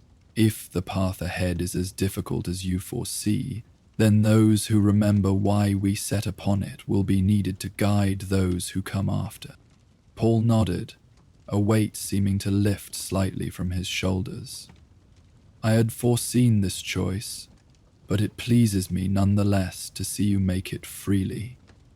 The universe needs people who choose conscience over convenience, Simon Atreides. In the time of testing that is to come, such individuals will be the anchors that keep humanity moored to its better nature. As Simon departed from the Emperor's presence, he reflected on the strange journey that had brought him from a minor official in the corridors of power to a guardian of humanity's future. The universe did indeed turn on seemingly small decisions, moments of moral choice that, together, shaped the destiny of worlds. Whatever the future held, the prophesied jihad, the suffering and transformation that Paul had foreseen, Simon Atreides would face it with the same quiet resolve that had guided him from that first overheard conversation. For in the corridors of power, as in the vastness of the desert, it was the individual choices made in moments of testing that ultimately determined the course of history. The storm had come, sweeping away the old order and bringing something new in its place. whether better or worse remained to be seen. But in the quiet after the storm, as the sands settled and the new patterns emerged, Simon found peace in knowing that he had played his part with honor, guided by the still, small voice of conscience that whispered even in the mightiest corridors of Imperial power. The massive Guild Heliner hung in orbit above Kaitain like a steel leviathan, its immense cylindrical form dwarfing the Imperial vessels that surrounded it in careful, respectful formation. Within its cavernous holds, countless ships from across the Imperium waited to be released. Merchant vessels from Ix, diplomatic shuttles from Caladan, even the ornate barges of House Carino itself. But the true power of the vessel lay not in its size or cargo capacity, but in its navigator's chamber, where Edric O'Dhoen floated in his spice gas tank, his mutated form barely recognizable as human. Edric's consciousness stretched across the fabric of space-time, perceiving the infinite possibilities of travel between stars. Yet today his attention was fixed on a more immediate concern. The Emperor's annual conclave of the great houses was convening on Kaitain, and the Guild's interests required representation beyond the pragmatic calculations of fold-space navigation. "The Emperor has specifically requested your presence, Navigator Edric," said Antiak Rovim, a senior Guild operative who served as Edric's voice in matters of diplomacy. Her slim form was draped in the formal grey of Guild livery, the hood pulled low to cast her face in shadow, a physical manifestation of the Guild's notorious inscrutability. "A request we cannot ignore," Edric replied, his voice distorted and bubbling through the orange spice gas that filled his tank. His words came slowly, each syllable stretched across seconds as his perception of time differed radically from that of unaltered humans. "The Emperor seeks reassurance. The Landsraad grows restless. House Atreides ascendant, House Harkonnen diminished. The spice must flow." Antiak nodded, understanding the complex calculations behind Edric's fragmentary speech.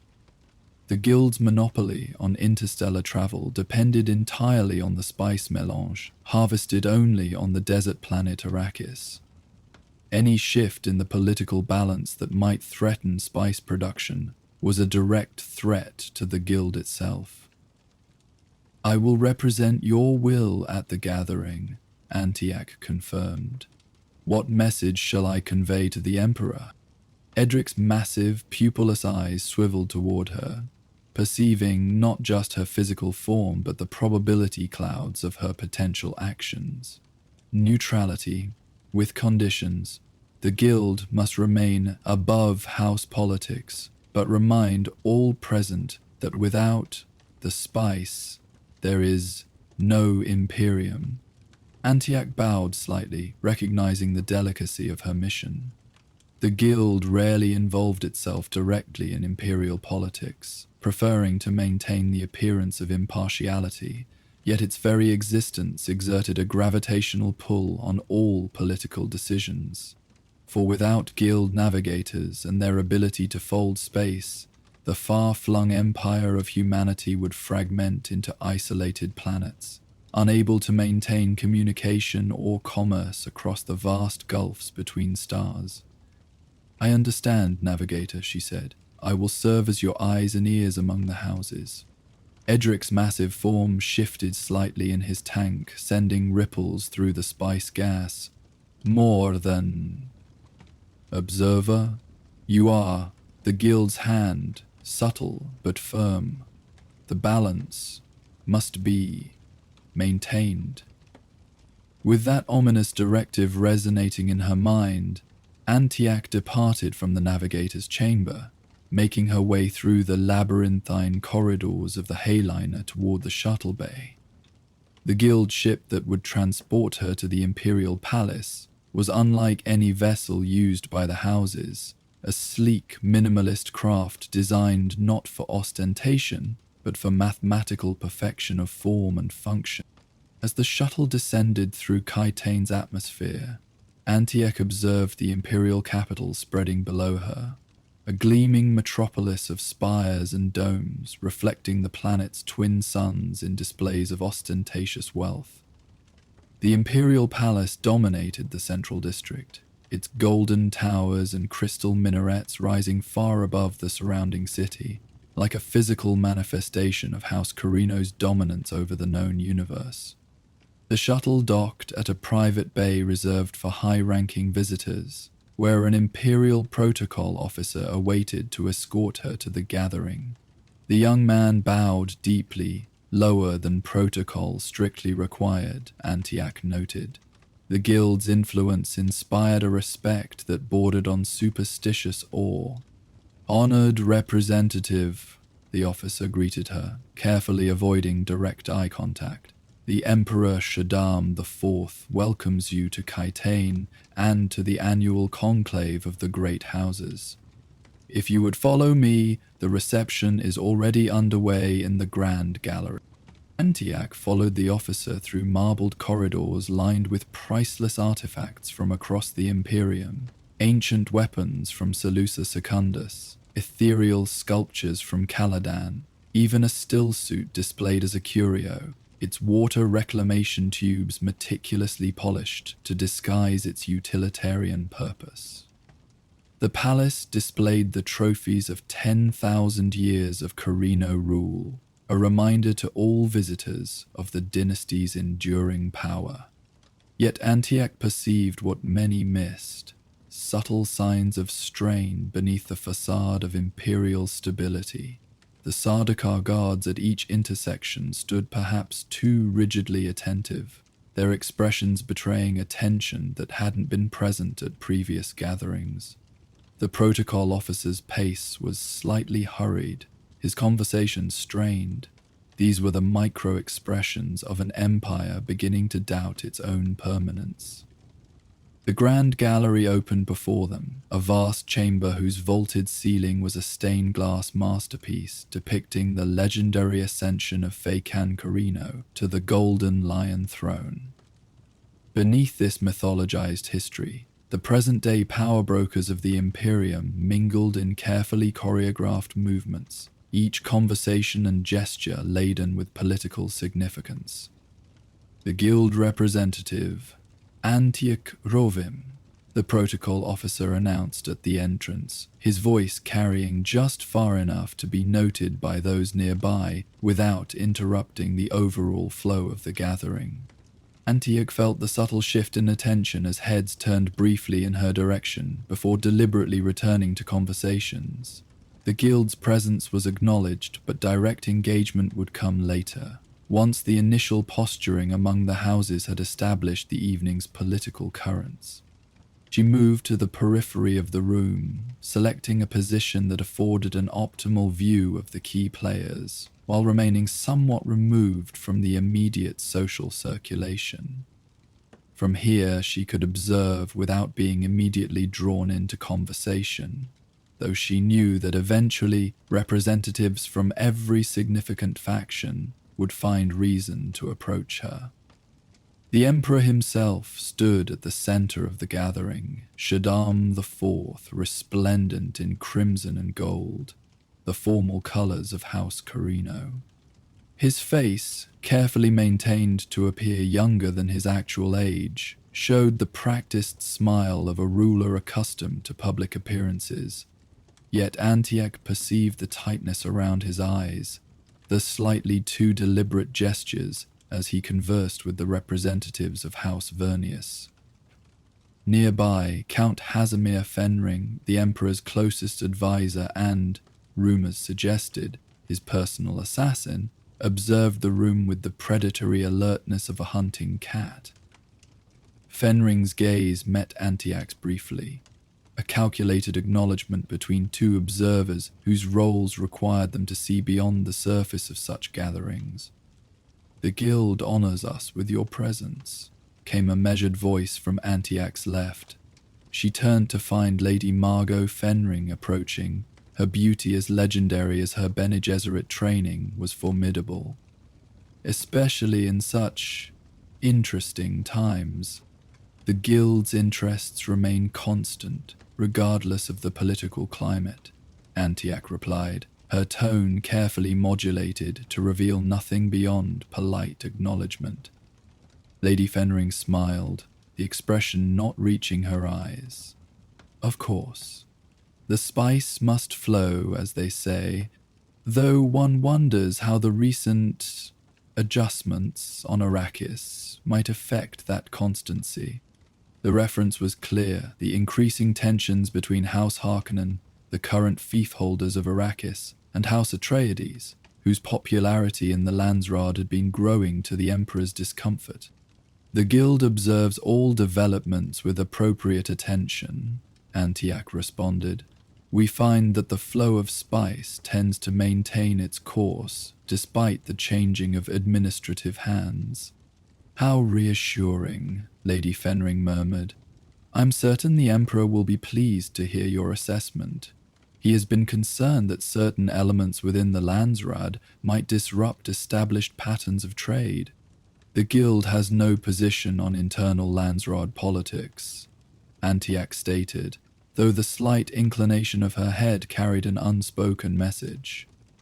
As long as spice production remains stable, the Guild remains neutral. Lady Fenring received the communication with a barely perceptible nod of her own. Of course, how wise to remain above such petty concerns. She glanced across the room to where her husband was now engaged in conversation with Baron Vladimir Harkonnen. If you'll excuse me, I see I'm needed elsewhere. We should continue our conversation later. As Lady Fenring departed, Antiac took note of the various factions forming throughout the gallery. The representatives of the major houses clustered in loose alliances of convenience, while minor houses circulated cautiously, seeking opportunities to improve their standing without attracting undue attention from more powerful players. Baron Harkonnen's massive form, supported by suspensor units that counteracted the pull of gravity on his corpulent frame, dominated one corner of the room. Despite his physically repellent appearance, several representatives from resource-poor houses orbited him like satellites, drawn by the gravitational pull of Harkonnen wealth derived from their control of Arrakis. In contrast, Duke Leto Atreides stood with a smaller but notably more respected group, his austere military bearing and reputation for just governance attracting those houses that valued stability and honor over immediate profit. Though Atreides controlled only the modest water-rich planet of Caladan, their influence in the Landsraad had grown steadily, built on alliances of trust rather than convenience. Between these poles of influence, the representatives of houses Richesi, Vernius, Ikaz, and dozens of others navigated the complex currents of imperial politics, each seeking advantage without overcommitment. Antiac's observations were interrupted by the approach of Chamberlain Redondo, the Emperor's formal voice in matters of ceremony and protocol. Representative Rohorn, Redondo greeted her with a precise bow. His Imperial Majesty wishes to know if you would honor him with a brief private audience following the reception. This was earlier than expected. Normally the Emperor would wait until the public dynamics of the gathering had fully manifested before seeking the Guild's perspective. The request suggested urgency, perhaps even concern. The Guild is always at the Emperor's disposal, Antiac replied, the formal phrase carrying its own subtle message, available but not subservient. Redondo's lips tightened almost imperceptibly at the nuance. His Majesty will be pleased. Shall we say the Azure Chamber, 1 hour hence? Antique inclined her head in agreement, and Redondo withdrew, his duty discharged. The invitation itself would be noted by the observant among the gathering, a signal that the Guild remained in the Emperor's confidence, whatever political realignments might be developing. As if summoned by this thought, a representative of House Atreides approached, not Duke Leto himself, but Thufir Hawat, the the Mentat master of assassins whose computational abilities and strategic mind had served House Atreides for generations. Navigation remained smooth between Caladan and Kaitane, I trust? Hawat inquired, the seemingly innocuous question serving as an opening to more substantive discourse. The Guild finds no particular disturbances in that corridor, Antiac confirmed, engaging with the Mentat's oblique approach, though all journeys depend on clear departures and destinations. Hawat's eyes, with their slight reddish tinge from decades of sappho juice consumption, narrowed in calculation. House Atreides has always valued clarity in its dealings. We find that straightforward paths, while sometimes appearing longer, often lead more reliably to desired outcomes. The message was clear. House Atreides sought to know if the Guild had received any indication of Imperial disfavor that might affect their standing. With their rising influence, they were understandably concerned about potential countermoves from either the Emperor or rival houses.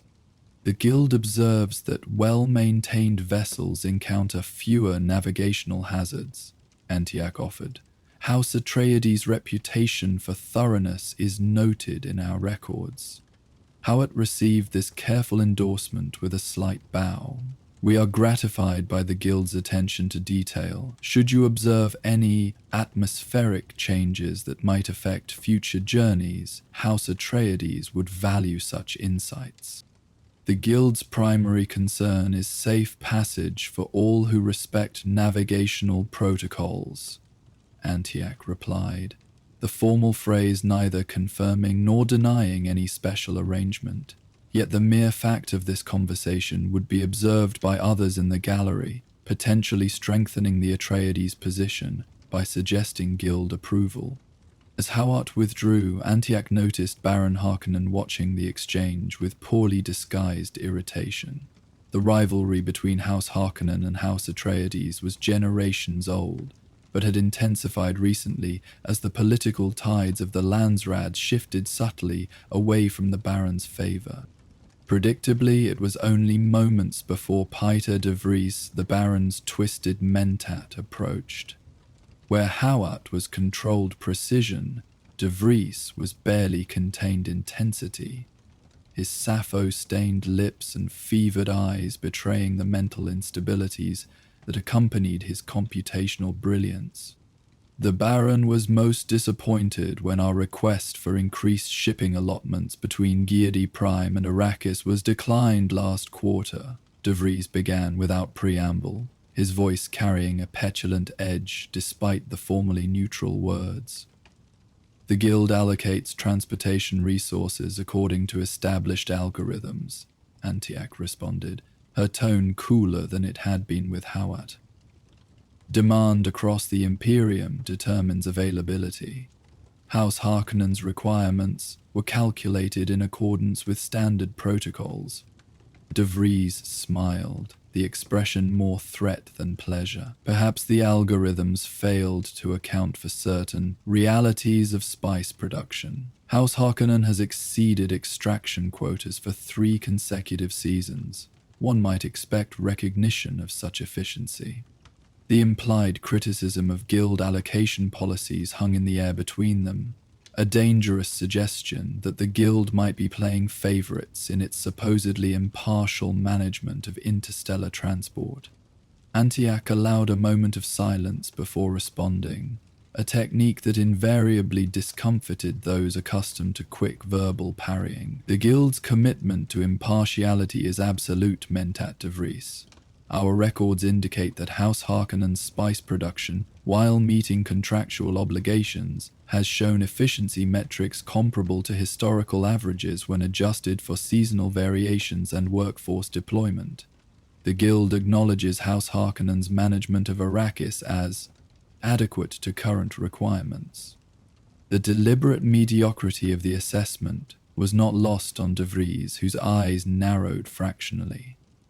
The Baron will be interested in the Guild's perspective. Perhaps a more detailed review of production data would be illuminating for all parties. The Guild welcomes transparency in all matters related to spice production, Antiac replied. Our analysts are available to review any documentation House Harkonnen wishes to provide through official channels.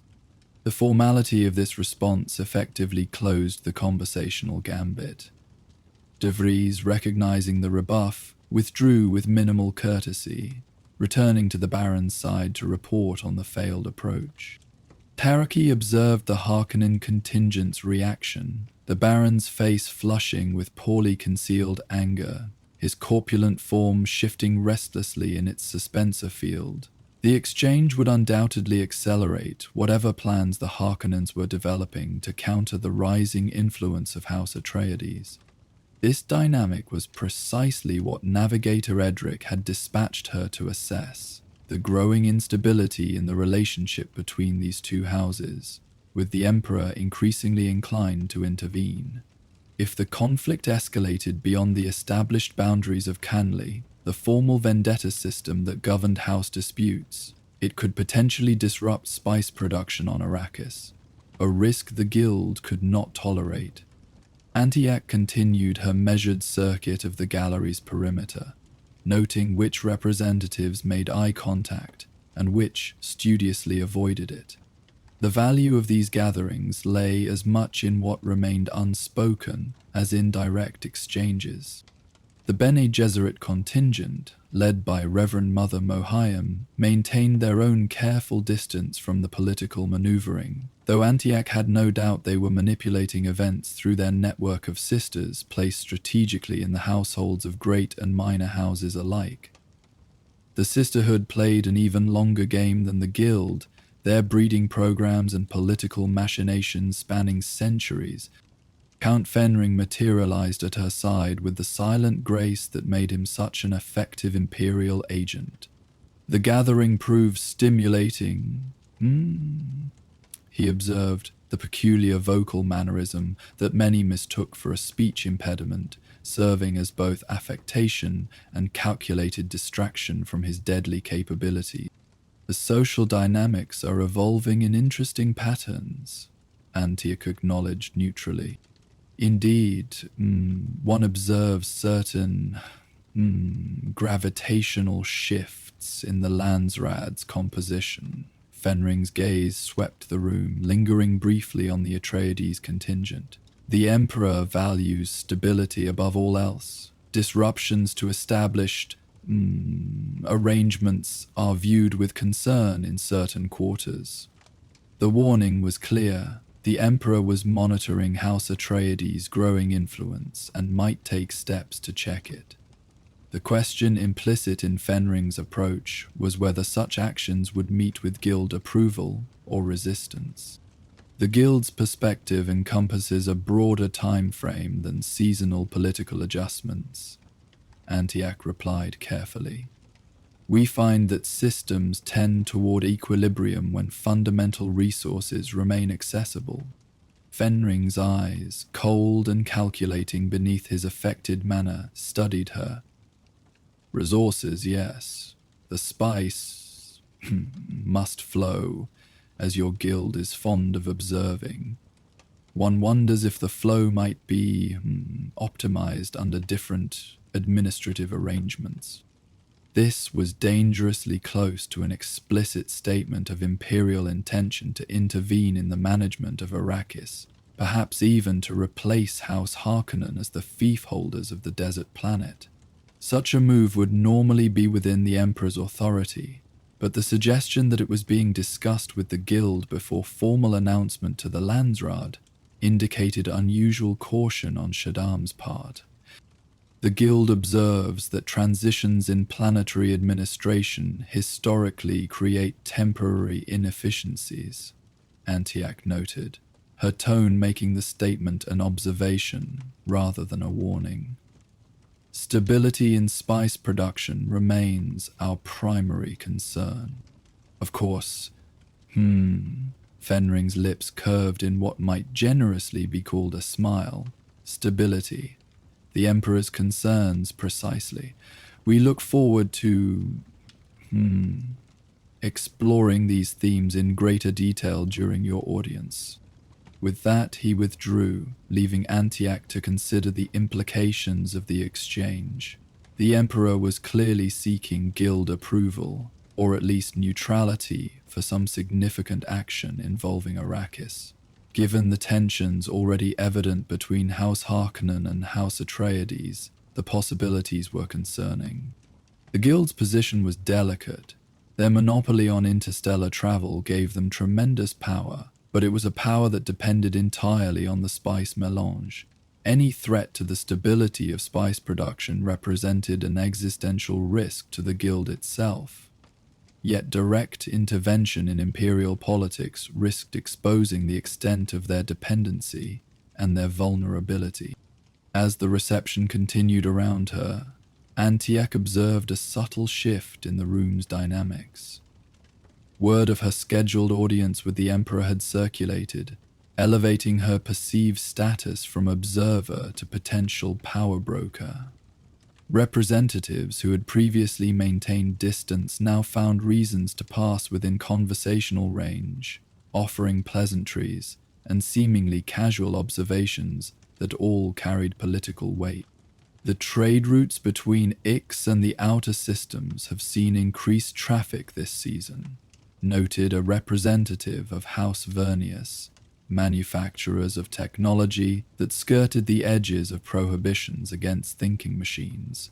We would welcome discussions about expanded transport allocation. The agricultural yields on ECAS have exceeded projections for the third consecutive year, mentioned another minor house representative. Perhaps the guild would consider a review of our export capacity. Each approach represented not just the stated commercial interest, but an attempt to gauge the guild's current favor. In a political ecosystem where the ability to move people and goods between worlds determined a house's viability, the guild's allocation decisions were matters of survival as much as commerce. Antique responded to each with careful neutrality, neither encouraging nor discouraging future applications. The guild maintained its position of impartiality in part by being genuinely impartial in matters that did not directly threaten spice production, while remaining ruthlessly protective of their core interest.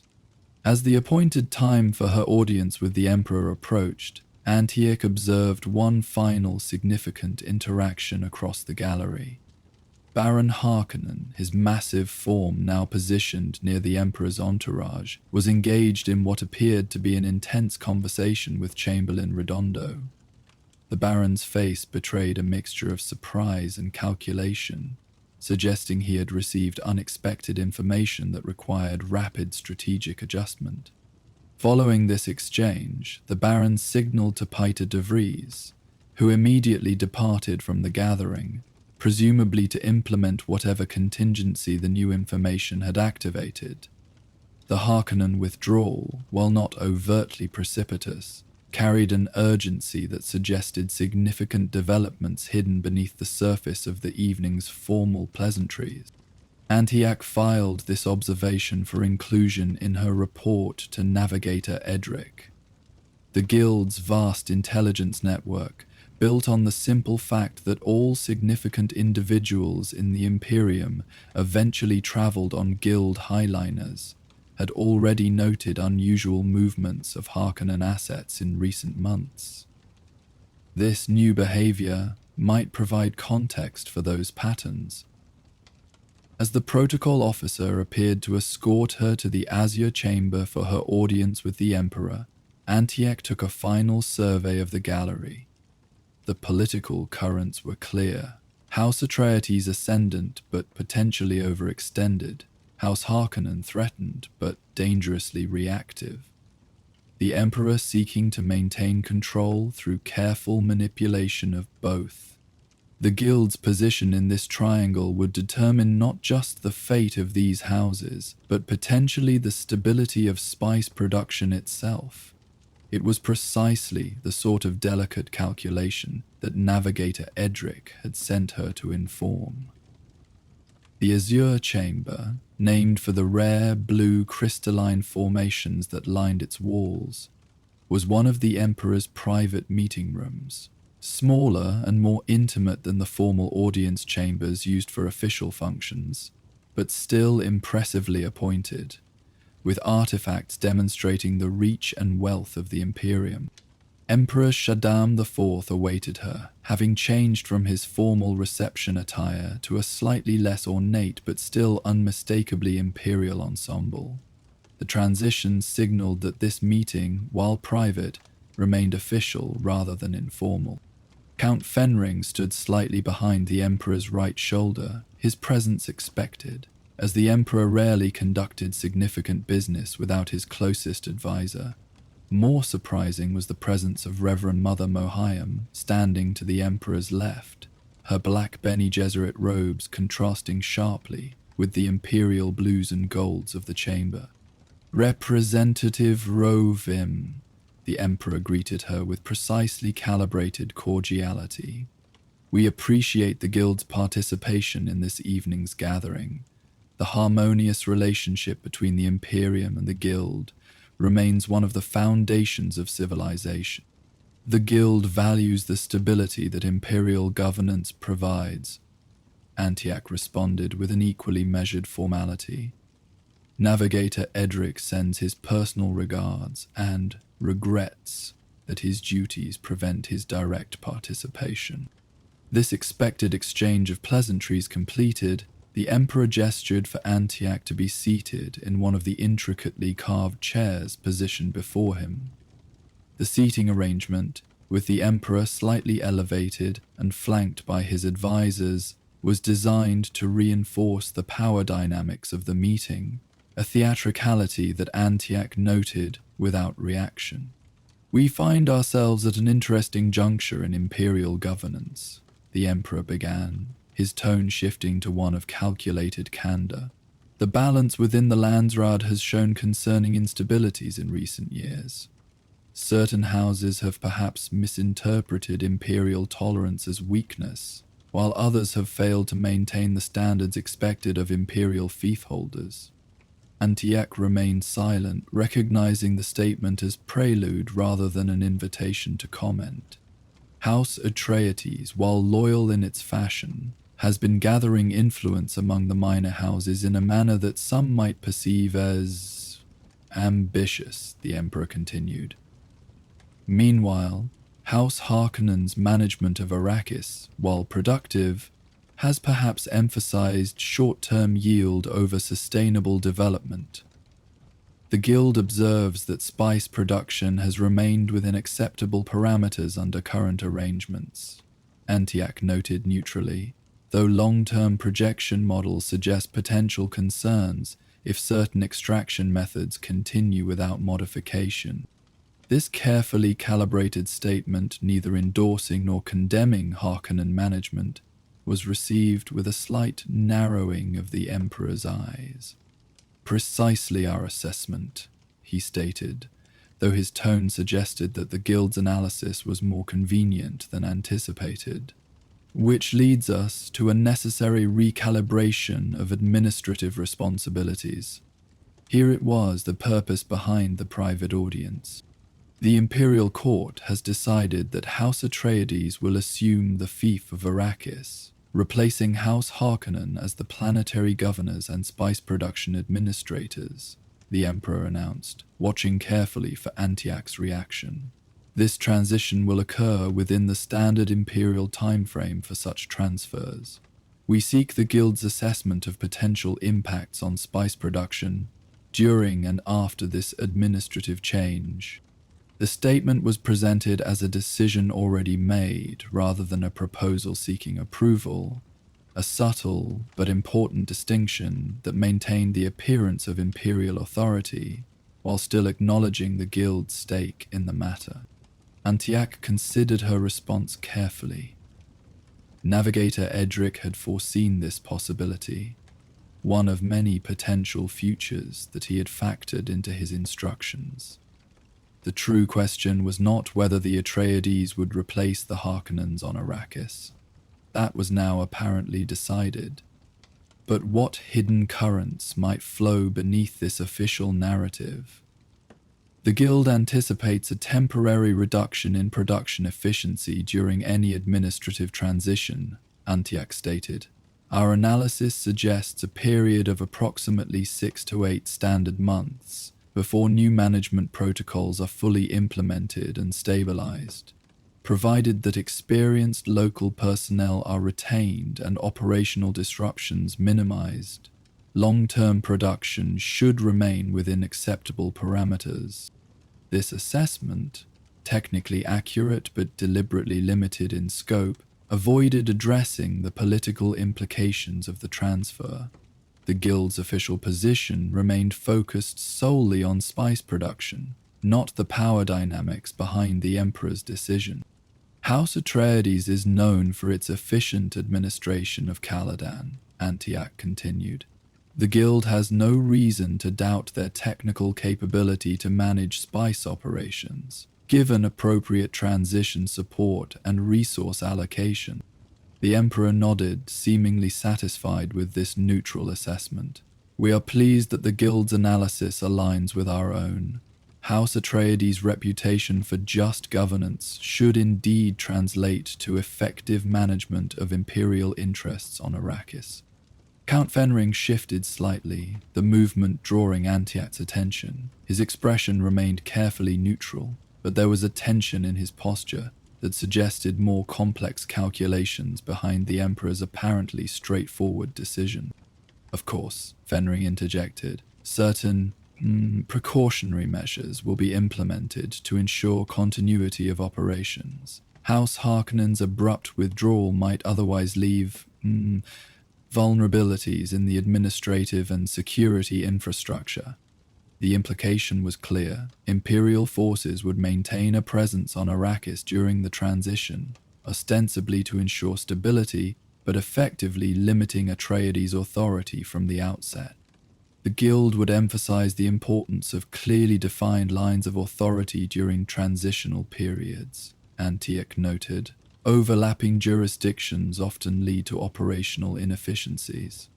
This gentle pushback, suggesting that Imperial support might actually complicate the transition, was received with a tight smile from the Emperor. Imperial oversight will be calibrated precisely to support rather than impede the new administration, he assured her, the smoothness of the response suggesting it had been prepared in advance. We have every confidence in Duke Leto's ability to assume full responsibility for Arrakis once initial adjustments are complete. It was at this point that Reverend Mother Mohiam, who had remained silent until now, spoke. The Bene Gesserit have certain historical interests in Arrakis as well, she said, her voice carrying the subtle harmonics of one trained in the voice. We would be pleased to offer guidance to House Atreides during this transition, particularly in managing relations with the indigenous population. This unexpected interjection added yet another layer to the already complex dynamics surrounding the transfer of Arrakis. The Bene Gesserit rarely stated their interests so openly, preferring to work through placed agents and subtle manipulation. For a Reverend Mother to openly offer involvement suggested stakes beyond the obvious political realignment. Antiak took note of this development with interest. Navigator Edric's prescient abilities allowed him to see many possible futures, but the involvement of the Bene Gesserit introduced variables that even guild navigators found difficult to calculate. Their breeding programs and genetic manipulations operated on timeframes that made even the guild's long-term planning seem short-sighted by comparison. The guild acknowledges all factors that contribute to stable spice production, Antiak responded, deliberately including the Bene Gesserit offer within the broader context of operational concerns rather than political maneuvering. Harmonious relations with local populations have historically correlated with consistent extraction yields. The Emperor, perhaps sensing the subtle shift in the conversation away from his direct control, moved to reassert the primacy of Imperial authority. All interested parties will coordinate their efforts through Imperial channels, of course. House Atreides will receive a comprehensive governance mandate with appropriate support mechanisms built into the formal transfer documents. The Guild anticipates reviewing these documents once formalized, Antiac stated, the polite phrase carrying a clear message. The Guild expected to be consulted on the specific terms of the transfer, not merely informed after decisions were made. Naturally, the Emperor agreed, though a fleeting tension around his eyes betrayed irritation at this assertion of Guild prerogative. The transfer protocols will be shared with all major stakeholders for comment before implementation. The audience continued for another 20 minutes, discussing logistical details of the planned transition, shipping allocations for Harkonnen withdrawal and Atreides' arrival, regulatory frameworks for maintaining spice quotas during the changeover, and contingency plans for potential disruptions. Throughout, Antiac maintained the Guild's position of technical neutrality, while carefully noting the undercurrents that suggested the Emperor's decision was not as straightforward as presented. The presence of both Count Fenring, the Emperor's assassination specialist, and Reverend Mother Mohiam at this discussion pointed to complexities beyond a simple administrative transfer. As the audience concluded and formal pleasantries were exchanged, Antiac prepared her assessment for Navigator Edric. The Guild would maintain its official stance of impartiality, recognizing the Emperor's authority to determine planetary governance. But behind this public position, preparations would be made for the possibility, indeed the probability, that the transfer of Arrakis to House Atreides represented not merely an administrative change, but a carefully crafted trap. The Guild's sole existential concern remained the continued flow of spice.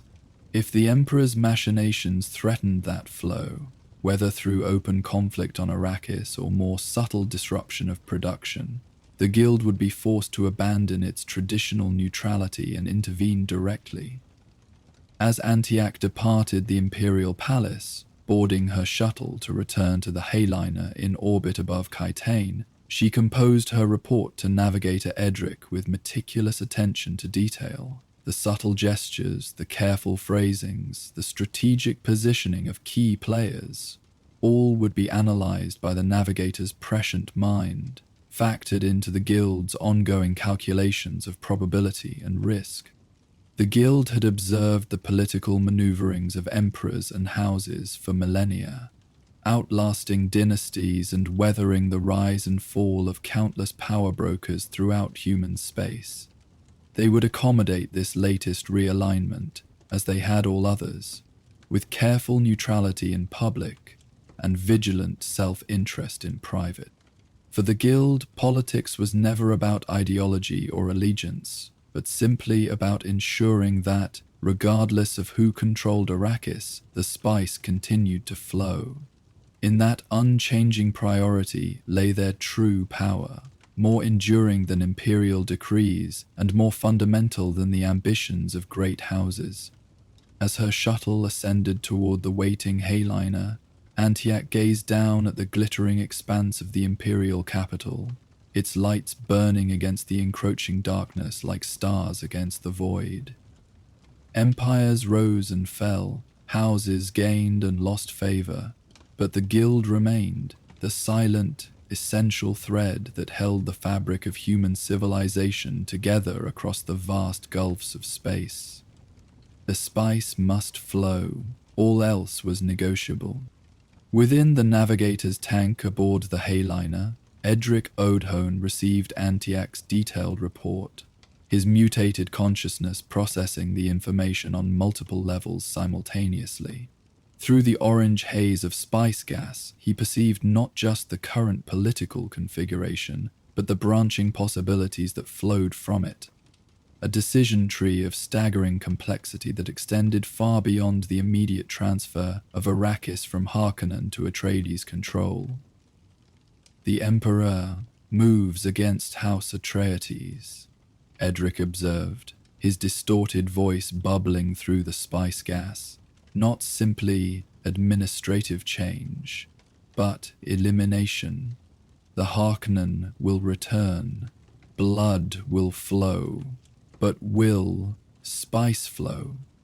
And Tiak, standing respectfully before the massive tank, inclined her head in agreement.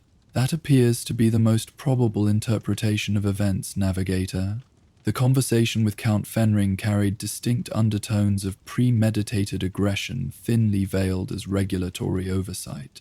The Baron's reaction upon receiving information from the Chamberlain further suggests a coordinated plan rather than a genuine transfer of authority. The Atreides are not fools, Edric continued, his massive eyes shifting as he scanned potential futures. They will suspect, prepare. The Duke is cunning, his mentat more so, yet the trap may still close. Should the Guild take any preemptive action? Antiak inquired. A warning to House Atreides, perhaps, or a request for additional assurances from the Emperor regarding spice production continuity. Edric's form shifted in the tank, sending ripples through the spice gas as he considered the question. No direct intervention. The Guild must appear neutral, but contingencies must be prepared. If Atreides falls, if Harkonnen returns, we must ensure spice production continues without interruption. And if the conflict destabilizes Arrakis entirely, Antiak pressed. If both houses become so entangled in their vendetta that spice harvesting is significantly disrupted? This was the scenario that truly concerned the Guild, not which house controlled Arrakis, but whether their conflict might damage the delicate infrastructure that supported spice production.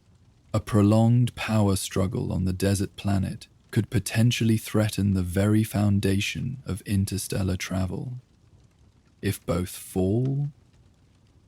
Edric's response came slowly, even by his standards, suggesting he was examining particularly complex probability branches. The Guild must be prepared to administer directly a contingency rarely considered but always available. This was a startling statement. The Guild had maintained its monopoly on space travel in part by avoiding direct planetary governance, positioning itself as a neutral service provider rather than a competing political entity. Direct Guild administration of Arrakis would represent a radical departure from millennia of established policy. Such a move would trigger significant resistance from the Imperium, Antiak noted. The Emperor would perceive it as a direct challenge to his authority. The Emperor needs us more than we need him, Edric observed, the blunt assessment revealing the Guild's true calculation of power.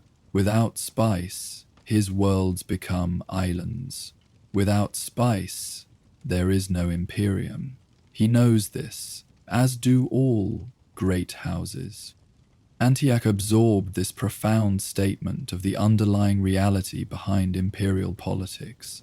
The trappings of Imperial authority, the Sardaukar legions, the Golden Lion throne, the fealty of the great houses, all ultimately depended on the ability to move people and resources between worlds.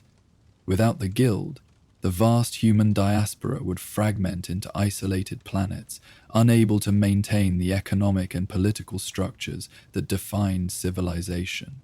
I will prepare the necessary contingency protocols, Antiak confirmed, though I pray they will not be needed. Prayer is irrelevant, Edric responded. Preparation is essential. The Guild has survived 12 emperors of House Carino. We will survive whatever comes of this conflict. The spice must flow, all else is transitory.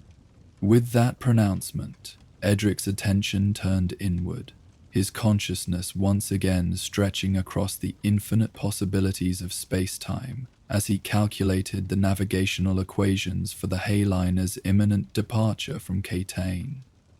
The audience was concluded. As Antiek departed from the navigator's chamber, she reflected on the weight of responsibility the guild carried. In their pursuit of the ability to fold space, to navigate the vast gulfs between stars without crossing the intervening distance, they had created a dependency so fundamental that it had reshaped human civilization itself. The immense Heyliner prepared for departure, its holds containing vessels from every significant world in the Imperium.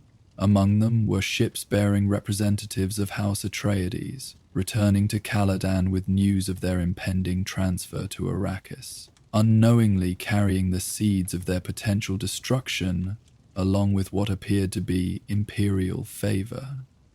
Also aboard were Harkonnen vessels, their occupants undoubtedly already planning the details of the trap that would spring once House Atreides had established itself on Arrakis.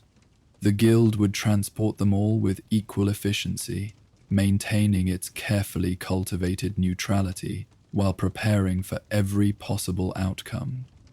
As the Hayliner engaged its engines and began the complex calculations necessary for the jump through folded space, Antiak returned to her quarters to finalize her report. The guild's position remained precisely what it had always been, above the feuds of houses, beyond the reach of Imperial decree, committed solely to the continuation of spice flow and the interstellar travel it made possible. The political drama that would soon unfold on Arrakis, the betrayal of House Atreides, the temporary restoration of Harkonnen control, and whatever followed, would be observed by the guild with the detached interest of an entity whose true concerns transcended the rise and fall of individual players in the great game of Imperial politics. For in the end, as Navigator Edric had so bluntly stated, emperors and houses were transitory. Only the spice and the guild's dependence on it remained constant.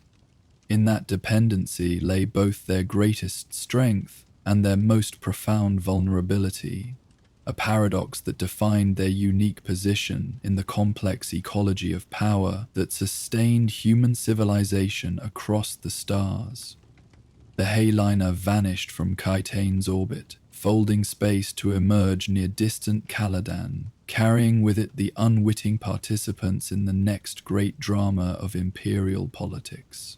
The guild observed, calculated, and prepared, as it always had and always would, until the last grain of spice was harvested from the deserts of Arrakis. For the spice must flow. All else was negotiable. The ancient fountains of House Carino's winter palace on Kaitane sang their gentle melody as Reverend Mother Mohayam walked the secluded pathways of the Emperor's private arboretum. Plants from 1,000 worlds grew here in carefully maintained ecological niches.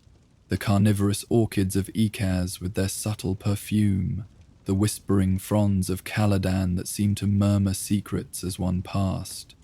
And even in a climate-controlled alcove, a small sample of the spice-tinged sand of Arrakis, complete with a miniature version of the desert planet's hardy scrub vegetation. The Bene Gesserit Reverend Mother moved with the unhurried grace that marked all sisters of the Order, her black robes barely rustling as she followed the winding path to the appointed meeting place. To the casual observer, had any been permitted in this carefully guarded sanctuary, she might have appeared to be simply enjoying the botanical displays, perhaps offering silent prayers at the small shrine to the Orange Catholic faith that stood at the center of the garden. But Mohayam was not here for spiritual contemplation or aesthetic appreciation. The message that had summoned her to this location had been encoded in the seemingly innocuous birthday greetings sent to one of the Emperor's many daughters. A cipher that only another Bene Gesserit would recognize and understand.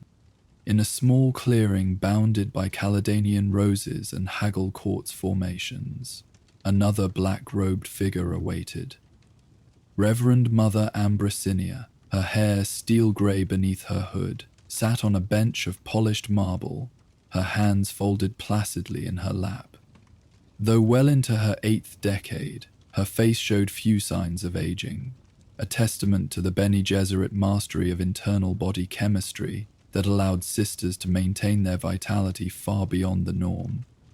"The roses bloom early this season," Mohayam offered as she approached, the ritual greeting confirming her identity. "Yet the thorns remain sharp as ever," Ambrosinia responded, completing the exchange. She gestured to the empty space beside her on the bench. "Join me, sister. We have much to discuss, and even here our time is limited." Mahayam settled onto the bench, arranging her robes with precision. "Your message suggested urgency. Has there been a development in the Atreides matter?" "Several," Ambrosinia confirmed, her voice so quiet that it blended with the gentle splashing of the nearby fountain. "The Emperor has formally decided to grant Arrakis to Duke Leto. The documents will be signed within the week." Mahayam absorbed this confirmation of what had been, until now, merely rumored in the corridors of power. "Then Shaddam has committed to the trap. Does he realize the potential consequences if it fails?" "The Emperor sees only the immediate threat, House Atreides growing too popular within the Landsraad," Ambrosia replied. "His vision extends no further than the elimination of a political rival. He does not perceive the broader patterns at work." "Few do," Mahayam acknowledged. "That has always been both our burden and our advantage." The two Reverend Mothers sat in silence for a moment, each contemplating the complex web of plans and predictions that had brought them to this point. A tapestry of manipulations centuries in the making, with threads extending forward into potential futures and backward through carefully managed bloodlines. "The girl Jessica has complicated matters considerably with her indulgence," Ambrosinia observed, breaking the silence. "A son instead of a daughter, generations of planning disrupted by sentiment." Mahayam's lips tightened almost imperceptibly at the reference to her former pupil. Jessica's disobedience was unexpected, but the Kwisatz Haderach program may yet be salvaged. The Atreides boy shows potential beyond our initial calculation. "You've tested him?" Ambrosinia raised an eyebrow, a subtle expression of surprise that would have been imperceptible to anyone not trained in Bene Gesserit observational techniques. "The Gomjabar," Mohayam confirmed. "He withstood pain that would have broken most grown men, let alone a boy of 15. His awareness is extraordinary." "Dangerous, you mean," Ambrosia corrected. "If he is indeed the Kwisatz Haderach, born a generation early and beyond our control." "We do not know that he is," Mahayam interjected. "The testing suggests unusual abilities, yes, but the final transformation requires catalysts he has not yet encountered. There is still time to adjust our designs."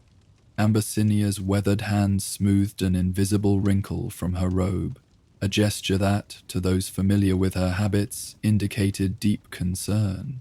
"Time, perhaps, but our options narrow. The House Atreides line was meant to produce a daughter to breed with the Harkonnen heir, sealing the breach and combining those genetic lines under our guidance.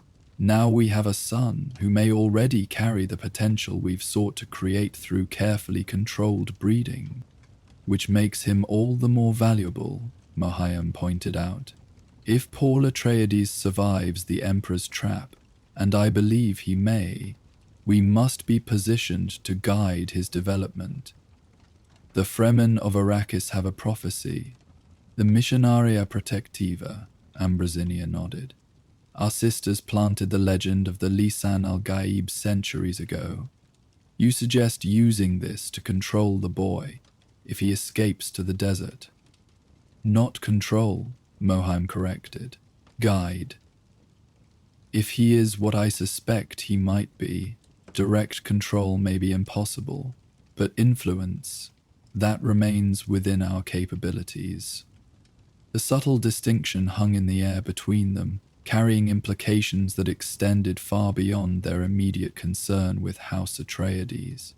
For millennia, the Bene Gesserit had operated from the shadows, influencing rather than controlling, guiding human development through selective breeding and carefully placed suggestions rather. There is another factor to consider, Ambrosinia said after a thoughtful pause. The Lady Jessica is with child again. This information, delivered with such calm understatement, caused Mohiam to turn sharply toward her companion. You're certain? Our reports indicated no such development when she departed Caladan.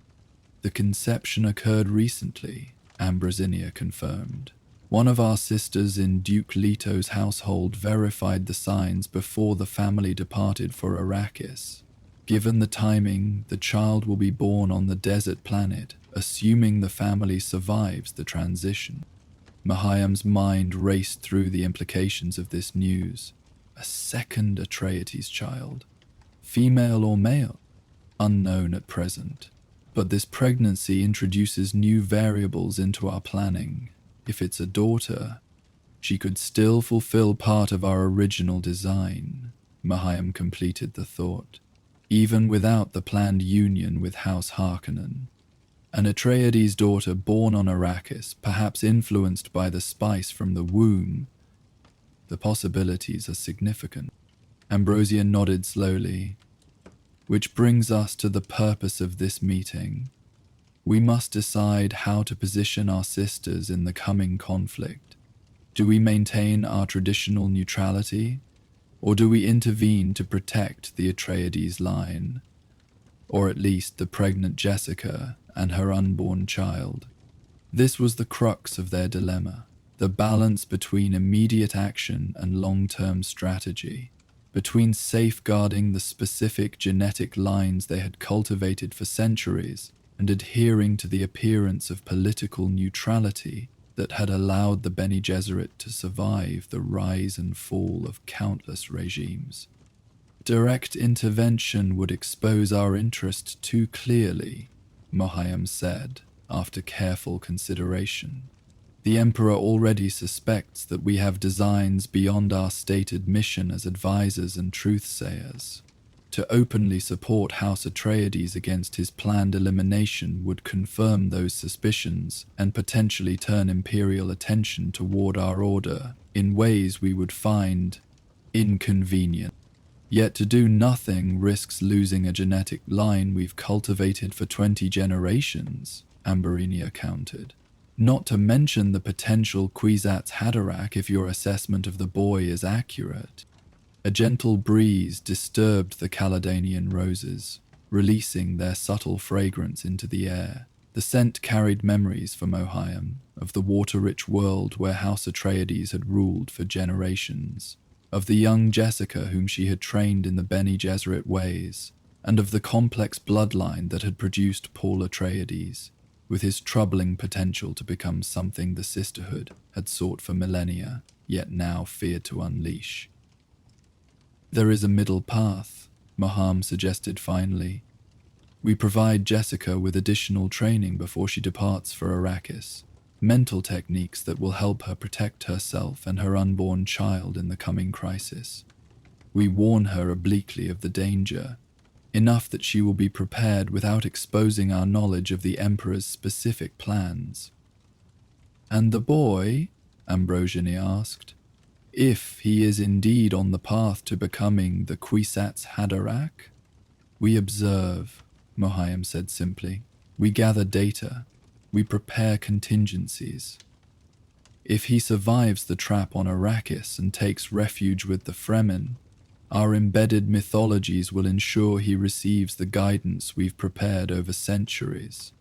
The desert itself will test him far more thoroughly than we could in controlled circumstances. Ambrosinia considered this approach, her aged fingers tapping a slow rhythm on the marble bench. There is wisdom in restraint, she acknowledged. Yet I find myself troubled by the variables we cannot control. The spice itself remains something of a mystery, even after millennia of study. Its effect on the human mind, especially on one potentially primed for the Kwisatz Haderach transformation. Our great endeavors carry risk, Mohiam reminded her. Our order has guided human development for thousands of years, steering the genetic course through wars, plagues, and the rise and fall of empires. We have learned to adapt when unexpected developments occur. Like Jessica's disobedience in bearing a son, Ambrosinia's tone carried a rare note of sharpness. Even that, Mohiam conceded. The Atreides Duke wanted a son, and Jessica gave him one, disrupting generations of careful planning. Yet now that son shows potential to become what we have sought for so long. Perhaps there are currents in the genetic stream that even we, with all our calculations, cannot fully predict. This philosophical turn seemed to mollify Ambrosinius somewhat. Perhaps, though I would prefer our order to maintain tighter control over its breeding mothers. Sentiment is a luxury we cannot afford when the future of humanity may hang in the balance. On that we agree, Mohiam said. Which brings us to another matter requiring attention, the appropriate placement of Irulan.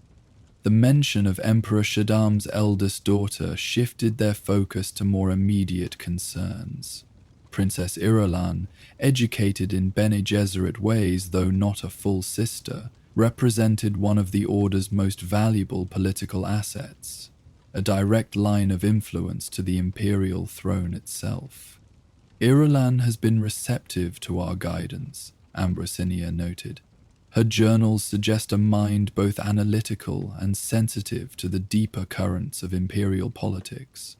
She understands her value as a potential bride, yet chafes at being viewed merely as a political token. All the more reason to ensure she is matched appropriately, Mohiam said. The Emperor has not yet seriously entertained proposals for her hand, but that will change as tensions in the Landsraad increase. Shaddam needs allies. The question becomes, where can Irulan best serve our purposes? Ambrosinia mused. A match with House Carino would maintain the direct Imperial line, but offer little new genetic material of interest. A great house alliance would strengthen Imperial ties to the Landsraad, but which house presents the optimal combination of political advantage and genetic potential? Mohiam allowed a slight smile to touch her lips. You speak as though we were planning only one generation ahead. The Bene Gesserit vision extends further. Irulan's placement must be considered not just for the immediate political advantage, but for the children and grandchildren that will flow from the union. Of course, Ambrosina acknowledged, though immediate concerns have their place in our calculations as well. If House Atreides falls as the Emperor intends, the balance of power in the Landsraad will shift significantly. House Harkonnen will gain influence, but so will Houses Carino, Rikizi, and Vernius, all of whom stand to benefit from Atreides' elimination. And if House Atreides survives, Mohiam posed the question that lingered between them. If the Duke and his family escape the trap and find sanctuary with the Fremen, the political landscape would be even more dramatically altered. The two Reverend Mothers contemplated this possibility in silence for a moment, each running her own calculations of probability and consequence. The Bene Gesserit were masters of seeing patterns where others saw only chaos, of tracing the potential outcomes of actions through generations of political and genetic development. In such a scenario, Ambrosinia said finally, Irulan becomes even more valuable as a potential connection to Imperial authority. If the Atreides boy does indeed survive and eventually seeks to reclaim his place, or more, Irulan could represent either an olive branch from House Carino, or a legitimate claim to Imperial power through marriage. You suggest keeping her uncommitted for now, Mohiam observed. maintaining her as a reserve piece on the board to be deployed when the configuration becomes clearer.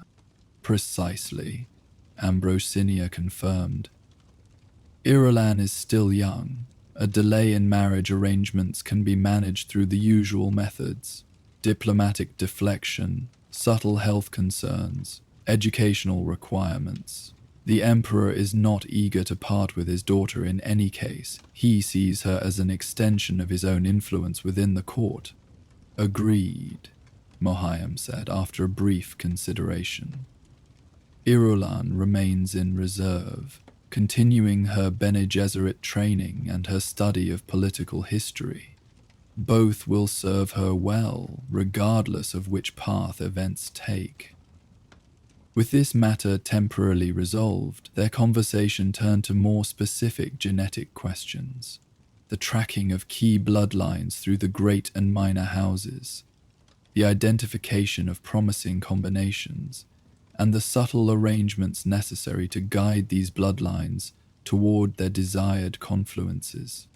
The Fenring line continues to show promise, Ambrosinia noted, referring to Count Hazimir Fenring, the Emperor's close advisor and assassin.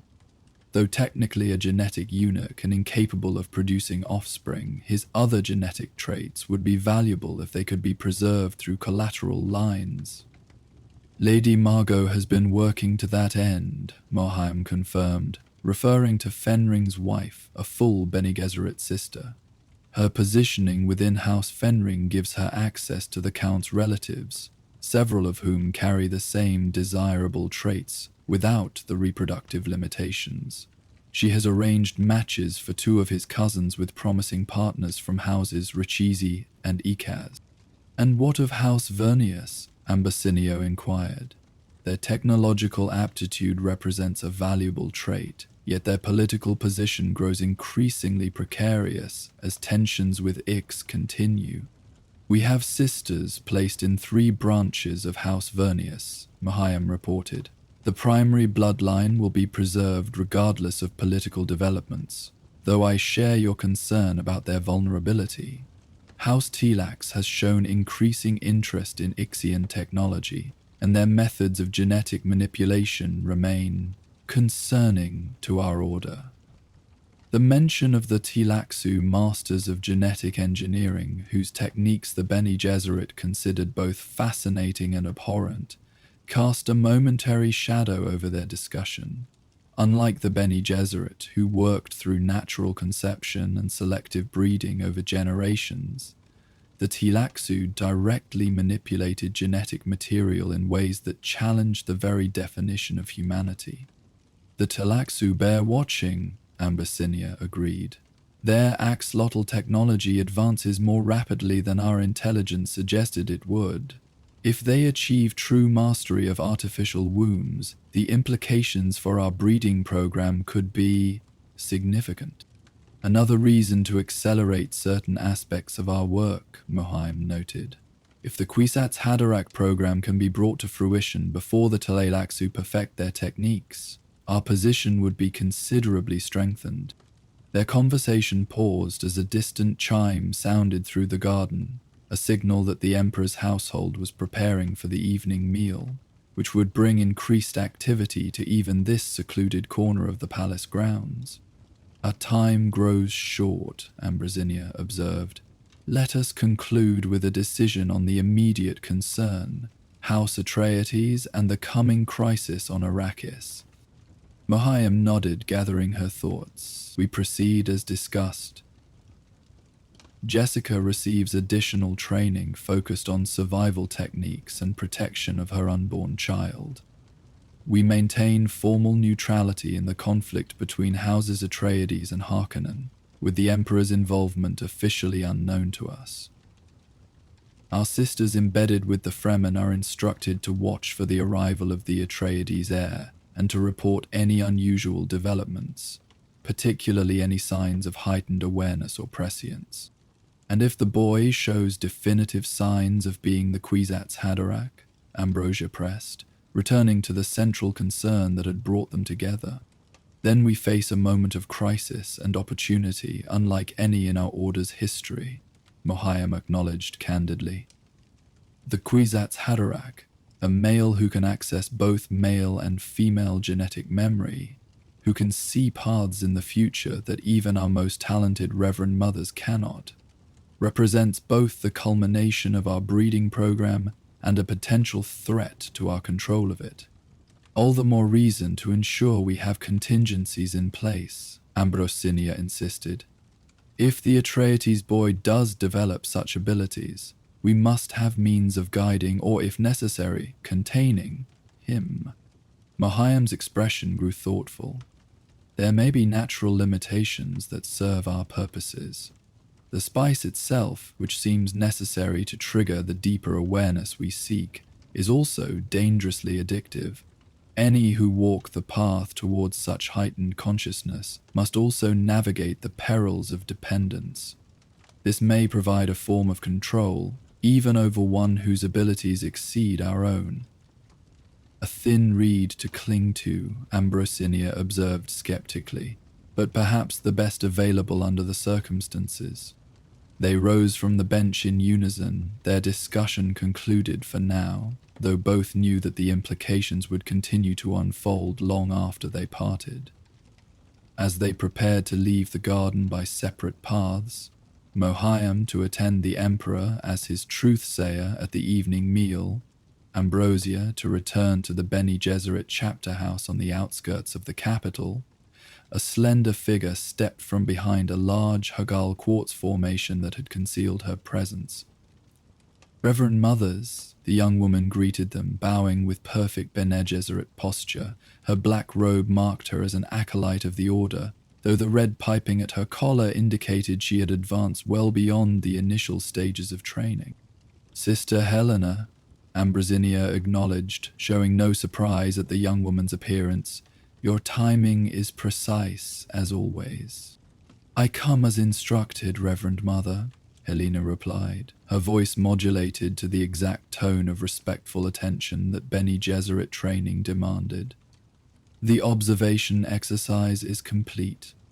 Mohiam regarded the young acolyte with evaluative attention. And what did you observe, beyond the obvious content of our discussion? Helena met the Reverend Mother's gaze without hesitation, a small demonstration of courage, given Mohiam's fearsome reputation among the younger sisters. You disagreed on 3 key points while maintaining the appearance of consensus. Reverend Mother Ambrosinia favors more direct intervention regarding House Atreides than she expressly articulated. You, Reverend Mother Mohiam, have personal interest in the Atreides heir that extends beyond his genetic potential, perhaps due to your history with his mother. A moment of silence followed this astute analysis, during which the 2 elder Bene Gesserit betrayed no reaction to the accuracy of Helena's observations. Continue, Mohiam instructed. Neither of you fully voiced your concerns about the Emperor's stability, though both made oblique references that suggested shared worry on this point, Helena went on. And while discussing Princess Irulan's potential marriages, you considered options that were not explicitly named, including, I believe, the possibility of an alliance with House Atreides should the current Duke fall but his son survive. Ambrosinia's lips curved in the slightest suggestion of approval. Perception without undue speculation. Your training progresses well, Sister Helena. There is one further observation, Helena added, her tone indicating awareness that she was now venturing onto less certain ground. Both Reverend Mothers speak of the Kwisatz Haderach program with a mixture of anticipation and apprehension that suggests internal division within the Order regarding this goal. Is the creation of the Kwisatz Haderach truly the unanimous aim of the Bene Gesserit, or does it represent a particular faction's vision? This question, penetrating directly to one of the most closely guarded secrets of the sisterhood, caused both Reverend Mothers to exchange a brief glance. You see much, young one, Mohiam said finally. Perhaps too much for your current level of initiation. But your question demonstrates why you were selected for this particular observation exercise. The deeper currents of Bene Gesserit purpose are not always what they appear, even to those within our order. Consider this, Ambrosinia added, her tone taking on the formal cadence used in Bene Gesserit instruction. Every achievement carries within it the seeds of new challenges. Every solution creates new problems. The breeding program that has occupied our sisterhood for 90 generations aims at transcendence of current human limitations. Yet transcendence, by definition, means moving beyond that which can be controlled by existing methods. Helena absorbed this cryptic response, clearly recognizing that it represented neither confirmation nor denial of her suspicion, but rather an invitation to deeper contemplation of the paradoxes inherent in the Bene Gesserit's multi-generational work. "I understand, Reverend Mother," she said, though her tone suggested that full understanding remained a distant goal. "You will accompany me to the chapter house," Ambrosinia instructed. "Your next assignment awaits there, one that will take you far from Kaitane for some time." Helena bowed in acknowledgement, though Mahayam noted the brief flicker of surprise that the young sister failed to completely suppress.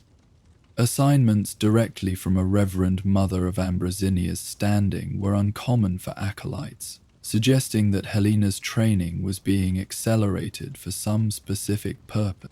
As Ambrosinia and Helena departed along one path, Mahayam took a moment to center herself before following a separate route back to the Imperial residence. The conversation had confirmed what she had already suspected. Events were accelerating toward a confluence that would test even the Bene Gesserit's legendary patience and adaptability.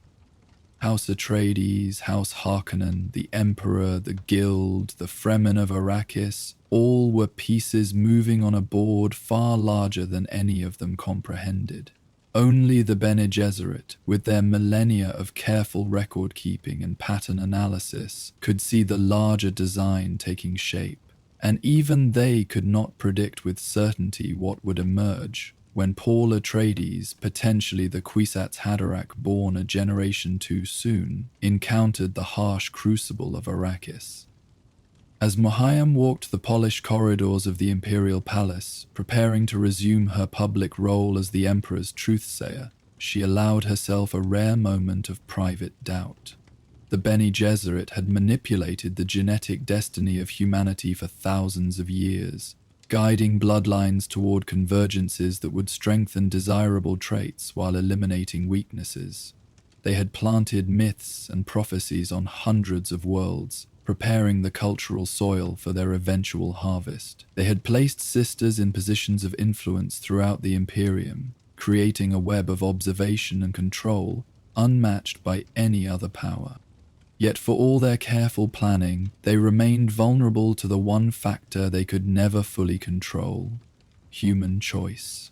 Jessica's decision to bear a son rather than a daughter. Duke Leto's choice to accept the poisoned gift of Arrakis despite recognizing the trap it represented. The Emperor's short-sighted plot to eliminate a rival without considering the longer-term consequences. These individual choices, flowing together like streams joining to form a river, created a current that even the Bene Gesserit might find difficult to direct.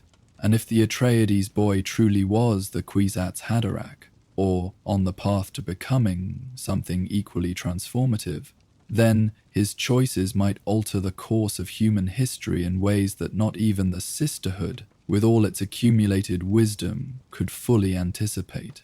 The thought should have troubled her more than it did. Instead, Mohayam found herself experiencing an emotion rarely permitted within the Bene Gesserit discipline: curiosity. After millennia of patient breeding and manipulation, of whispering influence from the shadows, what would it mean for the Sisterhood to confront the very fulfillment of their ancient goal? What would the Kwisatz Haderach, the one who could bridge space and time, male and female, past and future, mean for an order that had defined itself by its control of human development? These questions had no immediate answers, but they would soon enough.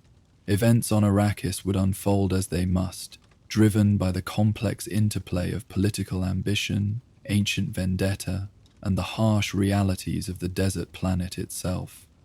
House Atreides would face its moment of crisis, and in that crucible, the true nature of Paul Atreides would be revealed. Until then, the Bene Gesserit would do what they had always done: observe, analyze, and subtly influence, masters of the long game, manipulating the genetic and political destiny of humanity with the patience of those who measured success not in years or decades, but in centuries and millennia. Mohiam composed her features into the impassive mask expected of the Emperor's truthsayer as she approached the entrance to the Imperial dining hall. Whatever doubts or anticipations she might harbor regarding the Atreides heir and his potential would remain hidden beneath the perfect Bene Gesserit control she had mastered over a lifetime of discipline. Her inner thoughts, like the breeding programs and political machinations of the sisterhood itself, would remain invisible to those around her, a subtle current flowing beneath the surface of imperial politics, shaping events in ways that even the Emperor himself could not fully comprehend. For that was the true power of the Bene Gesserits, not fleets of ships or legions of soldiers, but the patient accumulation of knowledge and influence, the careful guidance of human development across thousands of years. A power exercised not through declarations or decrees, but through whispered advice, arranged marriages, and the slow, deliberate convergence of bloodlines toward goals conceived long before the current players took their places on the stage of history. In the quiet gardens of the Imperial Palace, two Reverend Mothers had discussed the fate of empires and the genetic destiny of humanity, and not a ripple had disturbed the surface of the political waters. Such was the way of the Bene Gesserit, and had been since the founding of the Order in the chaotic aftermath of the Butlerian Jihad. As Mohiam entered the dining hall to take her place behind the Emperor's left shoulder, a position that symbolized her role as the voice of truth in his ear, she cast her thoughts forward to the gathering storm on Arrakis, where the fate of House Atreides would soon be decided. Whatever emerged from that crucible would shape the future of the Imperium, the Bene Gesserit, and perhaps humanity itself for generations to come. The Reverend Mother allowed herself one final, private thought before submerging completely into her public role. May we have the wisdom to recognize the patterns in chaos and the strength to endure whatever transformation lies ahead.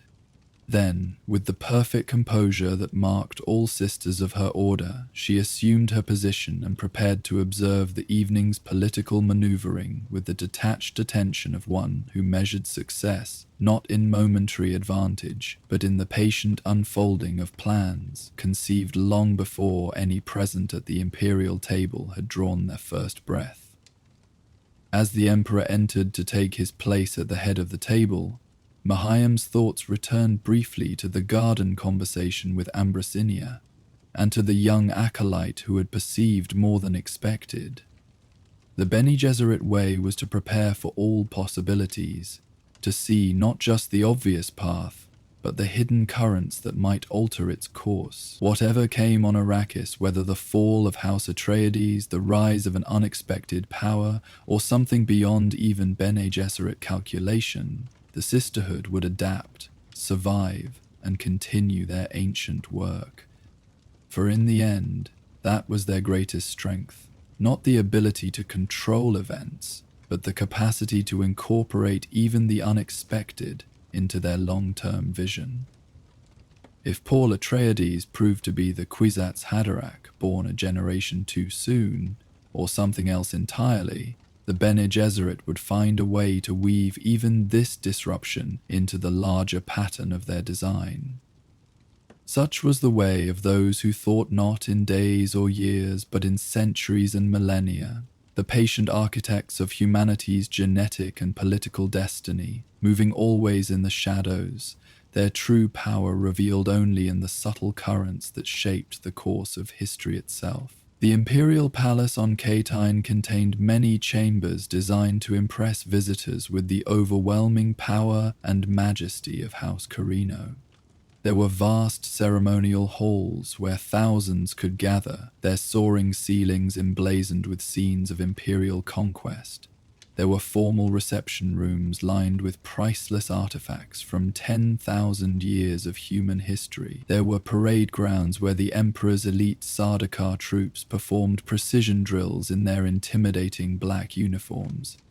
But the true center of imperial power lay not in these public spaces, but in the private chambers where Shaddam I, 81st Padishah Emperor of the known universe, conducted the business of ruling the greatest dominion in human history.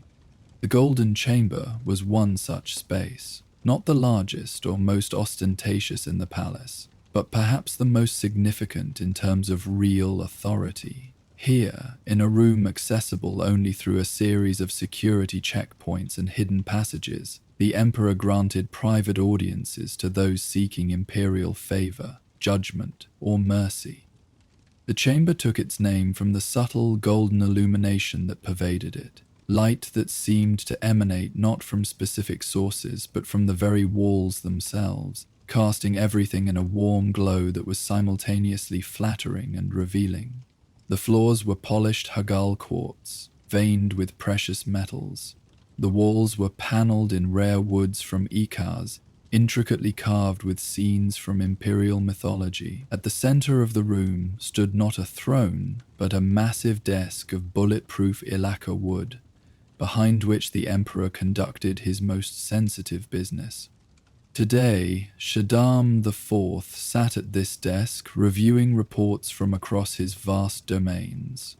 At 52 standard years, the Emperor retained the vigor and sharp features of his youth, thanks to the life-extending properties of the spice melange and the advanced medical care available only to the imperial family.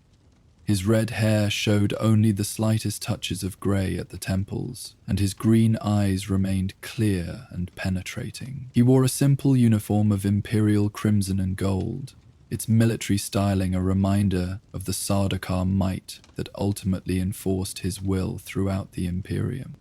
"The representative from House Taligari awaits your pleasure, sire," announced the chamberlain from the doorway, his voice carefully modulated to convey deference without civility. The Emperor looked up from his reports, his expression neutral. "House Taligari, remind me of their particulars, chamberlain." "A minor house, sire, holding fiefs on Sekun and Elion, founded during the reign of your great-grandfather following their service in the Akazi Revolt. Their primary exports are pharmaceutical botanicals and specialty textiles. Current head of house is Lord Adrenus Taligari, though he has sent his daughter, Lady Seriana, as his representative." Shaddam nodded, accessing his own memory of this relatively insignificant house. House Taligari had indeed served the Imperium loyally, if unremarkably, for generations. They maintained a modest position in the Landsraad, neither rising high enough to attract jealousy nor falling low enough to risk extinction. A stable minor house, useful in the complex balance of imperial politics. "And the purpose of this audience?" the Emperor inquired, already suspecting the answer. "Lady Seriana petitions for imperial intervention in a water rights dispute with House Mauritani, which controls the neighboring systems," the Chamberlain replied. "The situation has escalated beyond Landsraad mediation." The Emperor's lips tightened almost imperceptibly. Water rights, the perennial source of conflict on countless worlds. Such disputes were typically handled through the Landsraad's judicial processes, with imperial involvement reserved only for matters that threatened broader stability. "House Mauritani," Shaddam mused aloud. They grow increasingly aggressive of late.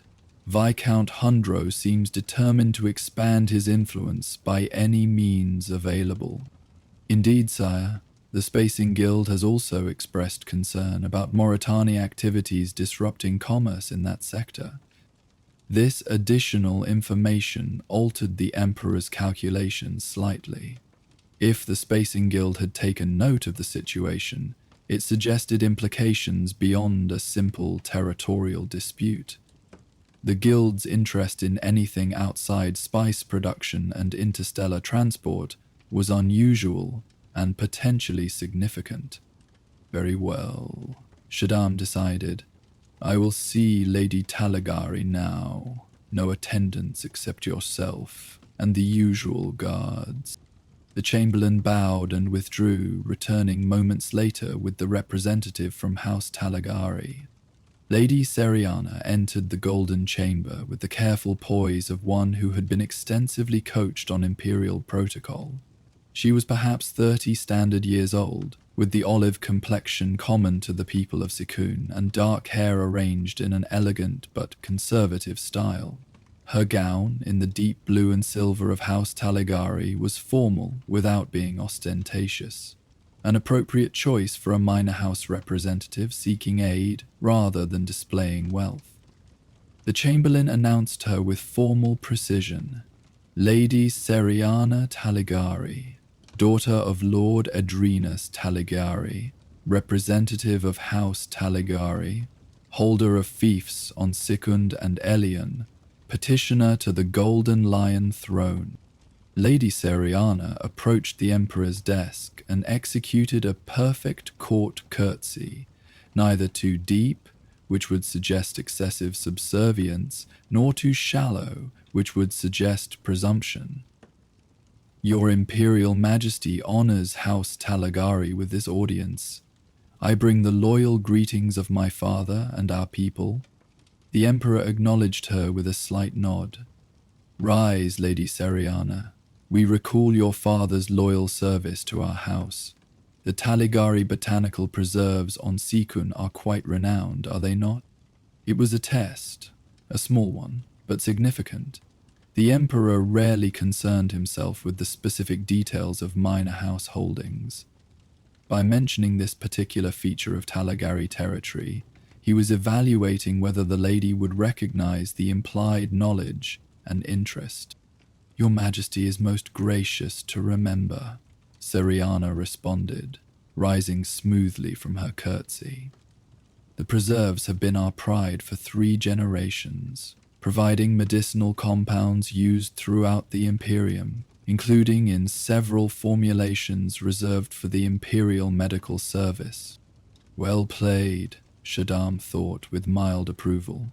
She had acknowledged his knowledge while subtly reminding him of House Talagari's direct contribution to Imperial well-being. Indeed, the Emperor said, gesturing to a chair positioned before his desk. Please be seated, Lady Seriana, and explain the situation that brings you before us today. Seriana took the offered seat, maintaining perfect posture, back straight, hands folded in her lap, expression composed but not artificially serene. The calm demeanor required effort, Shaddam could see. Beneath her carefully maintained exterior, she was understandably nervous in the presence of the man who ruled 10,000 worlds. Your Majesty, House Talagari faces a threat to our very existence, she began, her voice carefully modulated to convey urgency without hysteria. For 3 generations, we have managed the watershed regions of Sikun's northern continent, developing irrigation systems that have increased agricultural productivity by over 200% while maintaining ecological balance. The Emperor nodded slightly, encouraging her to continue. 6 standard months ago, House Mauritani began constructing a massive water reclamation project on their neighboring territory. Their project diverts the primary aquifer that feeds our botanical preserves. Despite multiple diplomatic entreaties and formal protests through the Landsraad, they have refused to modify their design or negotiate water-sharing agreements. And the Landsraad adjudication? Shaddam prompted, already knowing the answer but wanting to hear her presentation. The Landsraad court issued a stay of construction pending full environmental impact assessment, Siriana replied. House Mauritani ignored the ruling and accelerated their work. When Landsraad observers were dispatched to document the violation, they were denied access to the territory. 2 standard weeks ago, our primary reservoir levels dropped by 30%, a clear indication that the Mauritani project has begun actively diverting the aquifer. The Emperor leaned back slightly in his chair, considering. House Mauritani's disregard for Landsraad authority was troubling, though not entirely surprising. Viscount Hundro Mauritani had a reputation for aggressive expansion and a willingness to push the boundaries of acceptable conduct between houses. Such behavior, if left unchecked, could undermine the delicate balance of power that maintained stability in the Imperium. You have brought evidence of these claims, the Emperor inquired. Yes, Your Majesty. Siriana produced a data crystal from a concealed pocket in her gown and placed it carefully on the edge of the Emperor's desk, close enough to be accessible but not presuming to hand it directly to the Imperial person. This contains geological surveys, water table measurements, satellite imagery of the Mauritani construction, and the complete record of our diplomatic communications and Landsraad petition. The Emperor made no move to take the crystal, instead signaling to the Chamberlain, who retrieved it and inserted it into a reader built into the side of the desk. A holographic display materialized above the polished surface, showing a topographical map of the disputed region, with water flow patterns clearly indicated. Shaddam studied the display for several moments, his expression revealing nothing of his thoughts. The technical details confirmed Lady Siriana's account. The Mauritani project was indeed diverting a crucial water source away from Talagari territory, with potentially devastating effects on their agricultural production, and more importantly, their valuable botanical preserves. And what remedy do you seek from the Imperial throne? The Emperor asked finally, deactivating the holographic display with a slight gesture. This was the critical moment, the request that would determine whether House Talagari had correctly calculated their approach to this audience. Ask too little, and they would forfeit the opportunity that bringing this matter directly to the Emperor represented. Ask too much, and they would appear presumptuous, perhaps even triggering Imperial displeasure. Siriana drew a careful breath before responding. House Talagari seeks 3 forms of Imperial intervention, Your Majesty. First, an Imperial decree affirming the Landsraad ruling and ordering immediate cessation of the Mauritani water diversion project. Second, deployment of Imperial observers to ensure compliance with this decree. And third, she hesitated briefly, then continued with careful precision. Imperial authorization for House Talagari to develop enhanced water conservation technology on Sekun, including moisture reclamation systems of Arrakis design.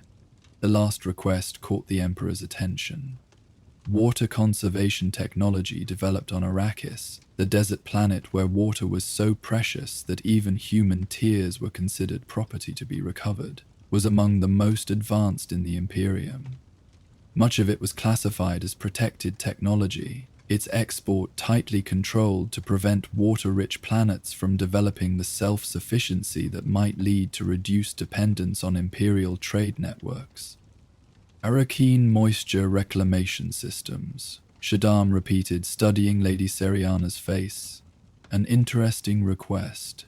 Such technology is rarely permitted off-world for reasons I'm sure you understand. Yes, Your Majesty, Siriana acknowledged. However, the The botanical compounds produced in our preserves include 3 formulations critical to Sardaukar medical protocols, and 7 compounds used exclusively by the Imperial household.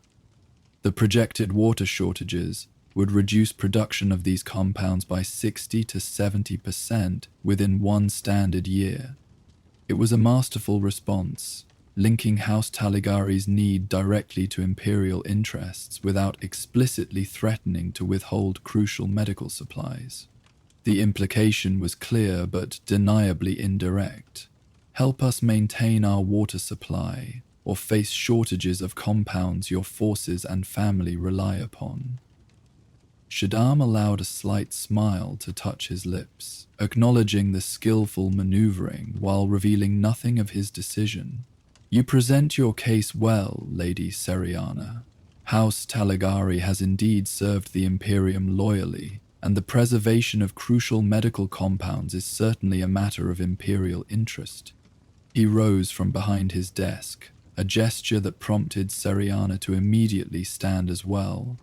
The Emperor walked to a large window that overlooked the Imperial capital, its spires gleaming in the late afternoon sunlight.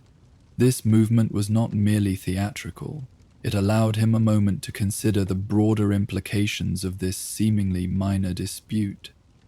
House Mauritani's aggressive expansion and disregard for Landsraad authority represented a potentially destabilizing influence in that sector. Yet direct Imperial intervention in what was technically a dispute between houses could establish a precedent that might encourage other minor houses to bypass Landsraad processes in favor of direct Imperial appeals. The balance between Imperial authority and Landsraad autonomy was delicate, maintained through careful tradition and judicious exercise of power. There were also the larger political considerations. House Mauritani had recently strengthened its ties with House Harkonnen, the latter currently in Imperial favor due to their management of spice production on Arrakis. Viscount Mauritani and Baron Harkonnen had signed several trade agreements in the past year, leading some political observers to speculate about a potential alliance forming between the two ambitious houses. While appearing to contemplate the view outside, Shaddam weighed these factors against the potential benefits of supporting House Taligari. Their pharmaceutical production was indeed valuable to Imperial interests. Moreover, demonstrating that even minor houses could receive Imperial justice when their cause was legitimate would reinforce loyalty throughout the Landsraad, and perhaps most significantly, it would send a message to House Mauritani and, by extension, to House Harkonnen, that Imperial favor had limits and was contingent upon respecting the established order. House Taligari's loyalty deserves recognition, the Emperor said finally, turning back to face Lady Seriana, who had remained standing in perfect stillness during his deliberation. We are inclined to grant your petition, with certain... Relief flickered briefly across Seriana's face before she composed her features once more. Your Majesty is most gracious. House Taligari will of course accept whatever terms the Imperial wisdom deems appropriate. Our decree will affirm the Landsraad ruling and order cessation of the current Mauritani water diversion project, Shaddam stated.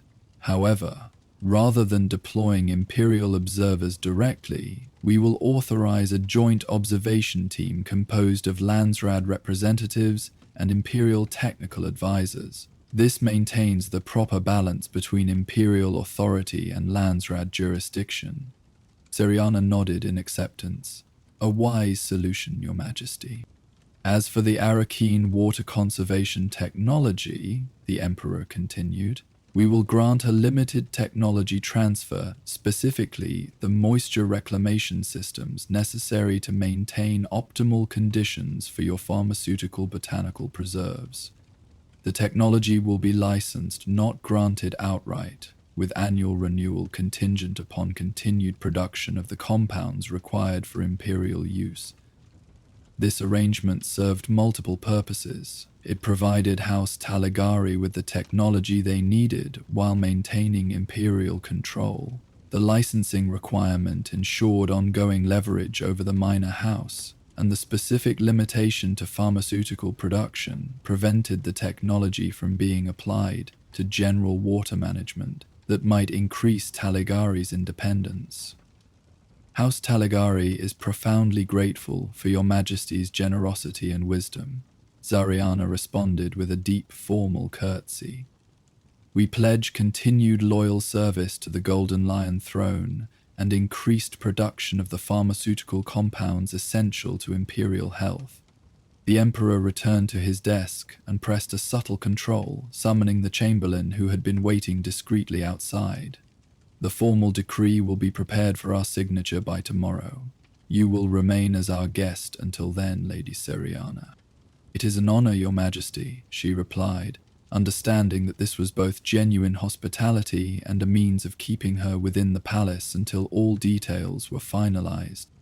Before you depart, Shaddam added, his tone shifting slightly to one of casual inquiry, what news from Sikun regarding the recent Spacing Guild transportation rate increases?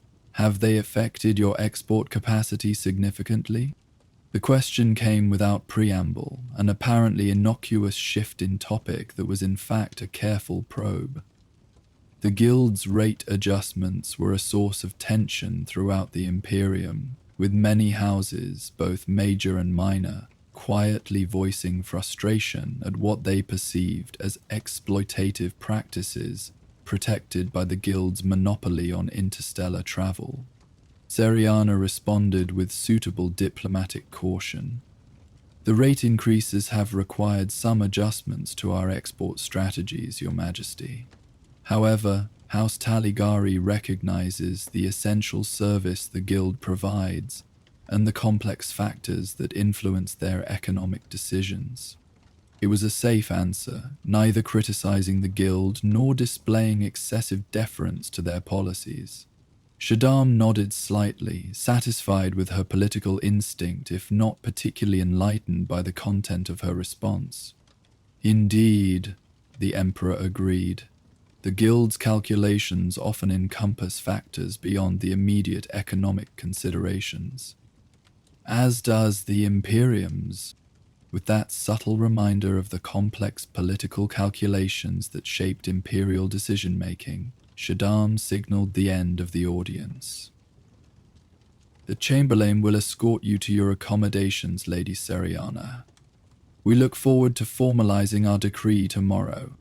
Thank you, Your Majesty. House Taligari remains your loyal servant. Seriana executed another perfect curtsy before backing the ceremonial 3 steps from the Imperial presence, then turning to follow the Chamberlain from the Golden Chamber. As the door sealed behind them, Shaddam activated a secure communication channel on his desk. Count Fenring, attend me. Less than 2 minutes later, a hidden door in the wood paneling slid open and Count Hasmir Fenring entered the chamber. The Emperor's closest advisor and personal assassin moved with the deceptive casualness that disguised his lethal capabilities, his narrow face set in an expression of attentive neutrality. You summoned me, Majesty? Fenring inquired, the peculiar verbal mannerism that many mistook for a speech impediment serving as both affectation and calculated distraction. Your assessment of House Mauritani's recent activities appears accurate, Shaddam said without preamble.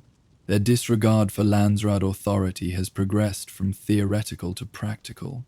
The Taligari petition provides convenient opportunity to check this behavior before it further destabilizes that sector. Indeed.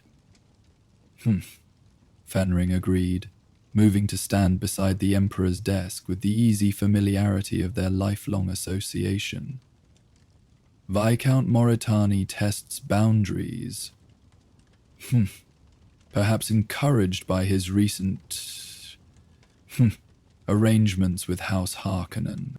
My thoughts exactly. Shaddam confirmed, leaning back in his chair and steepling his fingers. Baron Harkonnen grows perhaps too comfortable in his position, a reminder that Imperial favor extends only to those who respect the established order seems timely. Most prudent, Fenring concurred, though one wonders if this minor rebuke will register sufficiently with the Baron. His ambitions have, expanded considerably since securing the Arrakis fief. The Emperor's expression darkened slightly. The Baron forgets himself if he believes control of Arrakis grants him special dispensation to disrupt Imperial harmony. The spice must flow, yes, but through channels we determine. Which brings us to the larger question of Arrakis, Fenring suggested carefully. The Spacing Guild's recent inquiries regarding production quotas suggest concerns about Harkonnen management practices. This touched on a sensitive point in Imperial policy, the Guild's dependence on the spice melange for their navigational abilities gave them a unique interest in Arrakis that sometimes aligned with and sometimes contradicted Imperial priorities. Balancing Guild demands against Harkonnen management and broader Imperial interests required constant attention. The Harkonnen approach to spice harvesting maximizes immediate yield at the expense of sustainable production, Shaddam acknowledged. Their brutality toward the local population creates inefficiencies that are beginning to affect output. The Guild's concerns are not entirely without merit, which suggests that perhaps a change in management might serve multiple purposes, Fenring observed with carefully calculated casualness. House Atreides, for instance, has demonstrated considerable skill in resource management on Caladan. Their water conservation techniques have increased agricultural productivity while maintaining, ecological balance. The Emperor gave his advisor a sharp look. You propose replacing House Harkonnen with House Atreides as fief holders of Arrakis. Duke Leto's popularity in the Landsraad already approaches levels I find concerning. Granting him control of the most valuable planet in the Imperium would only enhance his influence. Unless, the offer were not, precisely what it appeared, Fenring suggested, his eyes narrowing slightly. Consider, the Baron grows too comfortable, too independent. The Duke grows too popular, too influential. Both represent potential threats to Imperial stability, albeit of different natures. Shaddam leaned forward, intrigued despite his initial skepticism. Continue. A transfer of Arrakis from Harkonnen to Atreides' control would appear to be a significant elevation of Atreides' status, enough to alarm those houses already concerned about their rising influence. Duke Leto, being both, honorable and practical, would accept despite recognizing potential risks. The Harkonnens would be humiliated and weakened, Shaddam added, following the logic. Their income would be substantially reduced without the spice profits. Indeed, Fenring confirmed, but more significantly, the Baron would be motivated by both vengeance and practical necessity to strike against House Atreides once they assumed control of Arrakis. You suggest using the Harkonnens as instruments against the Atreides, the Emperor said, a slight smile forming as he grasped the elegance of the strategy. Allow them to eliminate Duke Leto and his heir, then use their violation of the forms of Khanli as justification to impose penalties, perhaps even reparations that would further diminish their resources. Precisely. Fenring said with a small nod of satisfaction. Two potential threats to Imperial authority, each used to neutralize the other. And should the Harkonnen response prove insufficient, other measures could be deployed to ensure the desired outcome. The Emperor considered this proposal for several moments, turning it over in his mind to examine potential complications and benefits. The Spacing Guild might object to disruption on Arrakis. Any threat to spice production, even temporarily, would concern them greatly. A valid consideration, Fenring acknowledged. However, the disruption could be minimized through proper planning. House Atreides would establish formal control and begin operations. The Harkonnen response, properly timed and executed, would eliminate the Atreides leadership while leaving the operational infrastructure largely intact. With Imperial assistance, spice production would resume quickly under restored Harkonnen management. A Harkonnen house significantly weakened by the costs of the operation and subsequent Imperial penalties. The Guild might still perceive risks in such a transition, Shaddam mused. Their dependence on spice makes them extraordinarily conservative regarding any potential disruption, which is precisely why they should not be informed of the complete design, Fenring suggested. The formal transfer of Arrakis to House Atreides would be presented as a straightforward administrative decision with assurances of continuity in spice production. The Guild's primary concern is that the spice flows, not which house manages the harvesting. The Emperor nodded slowly, convinced by the logic but still considering the broader implications. And the Landsraad? Duke Leto has many allies who would question his sudden elimination. The Atreides are well respected but not beyond reproach, Fenring pointed out. With proper preparation, evidence could be arranged suggesting Duke Leto was negotiating preferential spice distribution to his Landsraad allies, a direct threat to Imperial control of the most valuable resource in the Imperium. Such evidence, revealed after his elimination, would cast his memory in a different light and justify the Imperial position that intervention was necessary. Elegant, Shaddam admitted, genuinely impressed by the intricacy of the strategy. But there remains the practical question of execution. House Harkonnen's forces alone might be insufficient against the Atreides' military capabilities, particularly as Duke Leto would undoubtedly be alert to potential Harkonnen treachery. Indeed, Fenring agreed, which is why Imperial assistance, discreetly provided, would be essential to success. Perhaps, Sardaukar troops deployed under Harkonnen colors to ensure the operation's success. This suggestion gave the Emperor pause. The deployment of Sardaukar, his elite Imperial troops, against a great house, even covertly, represented a significant violation of the balance of power established by the Great Convention. If discovered, it could potentially unite the Landsraad against the Imperial House in ways that would threaten the foundation of Corino rule. The risk is considerable, Shaddam observed. Sardaukar involvement, if exposed, would have serious repercussions. The risk exists. Fenring conceded. Yet perhaps it is outweighed by the danger of allowing House Atreides to continue its ascendancy. Duke Leto's popularity grows. His son shows promise as a military strategist, even at his young age. The Atreides' influence in the Landsraad expands with each passing year. If not checked now, what might their position be a decade hence? The Emperor stared thoughtfully at the ornate ceiling of the Golden Chamber, considering the historical parallels.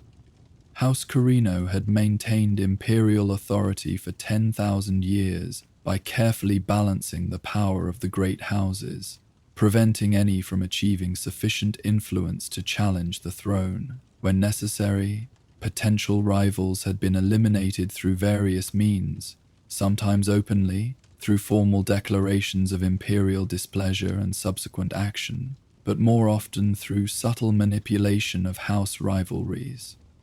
And carefully orchestrated, accidents. The Atreides represent a particular challenge, Shaddam said finally. Their popularity stems not from fear or bribery, but from genuine respect. Duke Leto's governance of Caladan has been exemplary by any measure.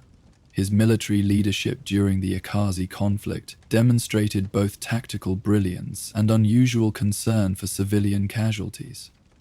Even houses that compete with Atreides' interests grudgingly acknowledge their honor, which makes them all the more dangerous, Fenring suggested. Admiration inspires loyalty beyond mere political alliance. The Atreides represent an alternative model of governance, one that implicitly criticizes the Carino approach without ever openly challenging it. This observation struck at the heart of Shaddam's private concerns. The Carino Imperium maintained order through a delicate balance of fear, reward, tradition, and pragmatic self-interest among the great houses. The Atreides' philosophy, emphasizing loyalty, fair governance, and mutual benefit, represented a fundamentally different approach that might, if allowed to spread, undermine the psychological foundations of imperial rule. Very well, the Emperor decided. Develop the operational details. The transfer of Arrakis to House Atreides should appear to be a routine administrative change, perhaps justified by concerns about Harkonnen extraction practices affecting long-term production. The Guild will need reassurance about continuity of spice flow. The Harkonnen response must appear to be their initiative, with Imperial involvement completely obscured. It shall be done, Fenring confirmed with a slight bow. I presume you wish for Duke Leto and his immediate family to be eliminated entirely. No survivors to potentially rally Atreides loyalists or seek vengeance? Complete elimination, Shaddam confirmed coldly. The Duke, his Bene Gesserit concubine, and their son. House Atreides must end with this generation. Fenring nodded, accepting the directive without moral comment. His role as Imperial assassin had long since accustomed him to such calculated eliminations. And the timing? Such an operation will require, considerable preparation. 6 standard months should be sufficient, the Emperor determined. The announcement of the transfer can be made in 3 months, with the actual administrative change to follow 3 months after that. This provides adequate time for both Atreides' preparation to assume control and Harkonnen preparation to eliminate them once they have done so. Very good, Majesty, Fenring acknowledged.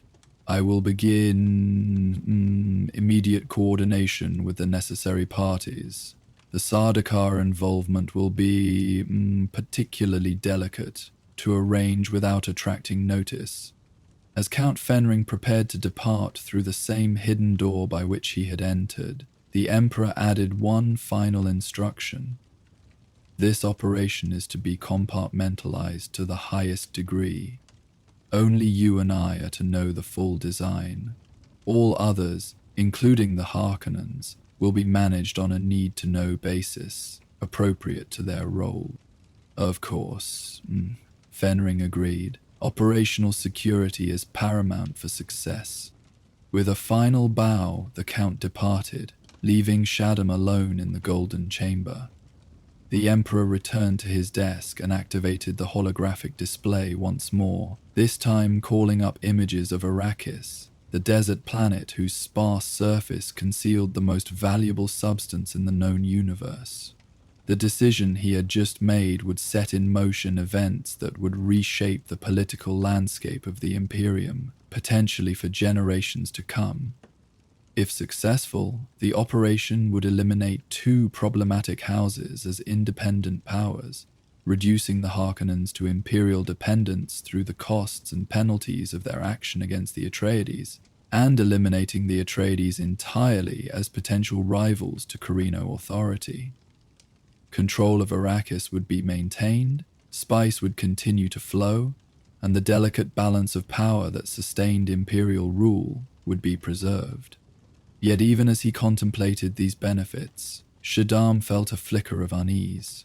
House Atreides had survived for 26 generations, adapting to changing political circumstances while maintaining their core principles of honor and loyal service. Duke Leto was no fool. He would recognize the potential danger in accepting control of Arrakis, even if he could not identify the specific threat posed by Imperial collusion with House Harkonnen. What if the Duke had contingency plans of his own? What if the Atreides' military capabilities, widely respected throughout the Landsraad, proved more effective against the combined Harkonnen and disguised Sardaukar forces than anticipated? And what of the Bene Gesserit concubine, Lady Jessica, whose influence over the Duke was well documented? The Sisterhood's motives were never straightforward, and their capabilities often extended beyond what was publicly acknowledged. Shaddam dismissed these concerns with a conscious effort of will. The plan was sound, the resources committed would be overwhelming, and the element of surprise would be preserved through rigorous operational security. House Atreides represented a threat to Imperial stability that could not be tolerated. Their elimination was necessary, regardless of their past service or personal qualities. Such was the burden of Imperial rule, the necessity of making decisions based not on personal preference or even immediate justice, but on the larger requirements of maintaining the stability of human civilization across 10,000 worlds. If Duke Leto Atreides and his family had to be sacrificed to preserve that stability, so be it. History would judge the outcome, not the means. With that cold comfort, Shaddam IV, 81st Padishah Emperor of the known universe, turned his attention back to the matter of House Taligari and their water dispute with House Moritani. The decree he had promised would need to be carefully worded to achieve the desired effect, checking Moritani's excessive ambition without unduly elevating Taligari's status. A minor matter in the grand scheme of Imperial governance, but one that required attention to detail nonetheless. For in the complex dance of power that sustained the Imperium, even small movements could have far-reaching consequences.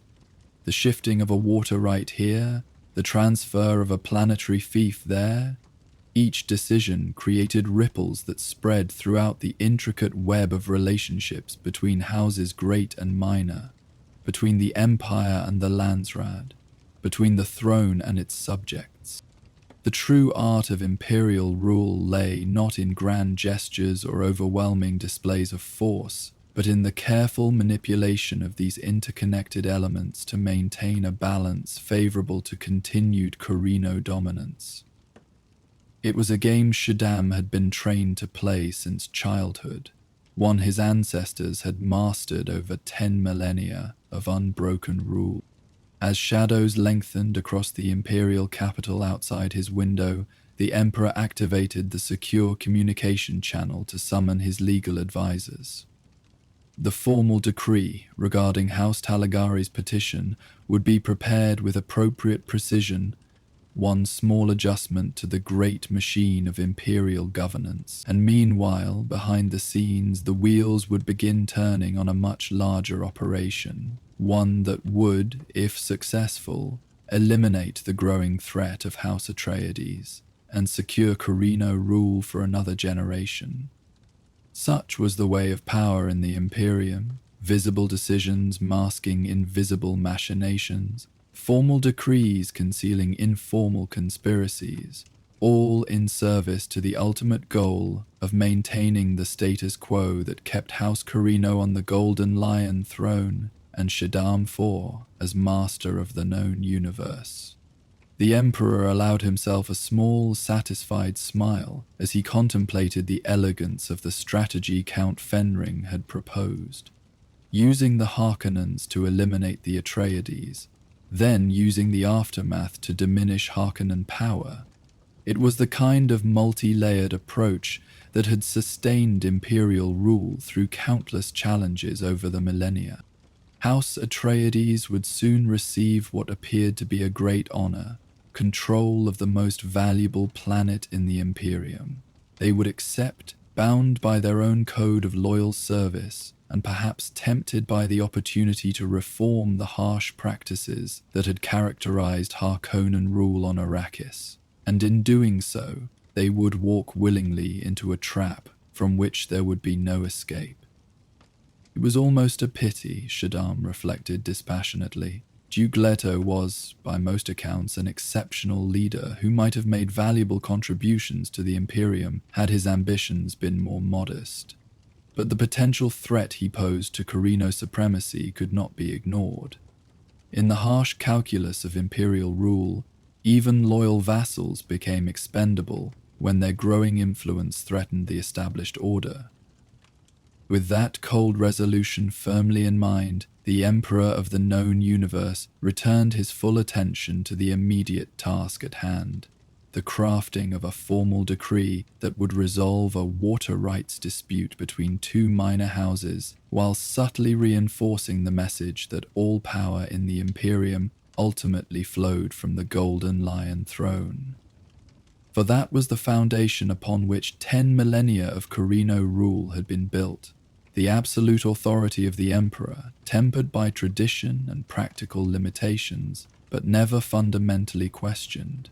House Atreides, with its growing popularity and alternative vision of governance, had begun to erode that foundation, in ways too subtle for most to perceive, but too dangerous for the Emperor to ignore.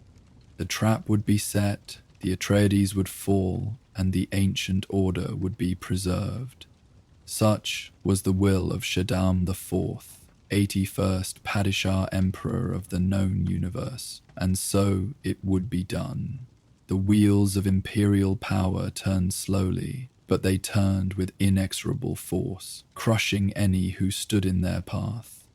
In the Golden Chamber on Khatain, as the Emperor waited his legal advisors, the future of House Atreides was sealed by a decision that would echo across the stars.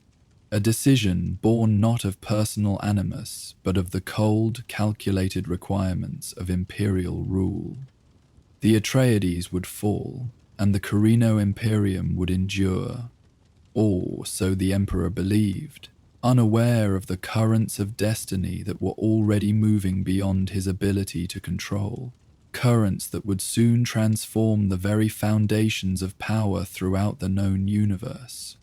As the hours passed in the Golden Chamber, with legal advisors carefully crafting the decree for House Talagari, Shaddam remained oblivious to the larger patterns forming around his seemingly masterful strategy.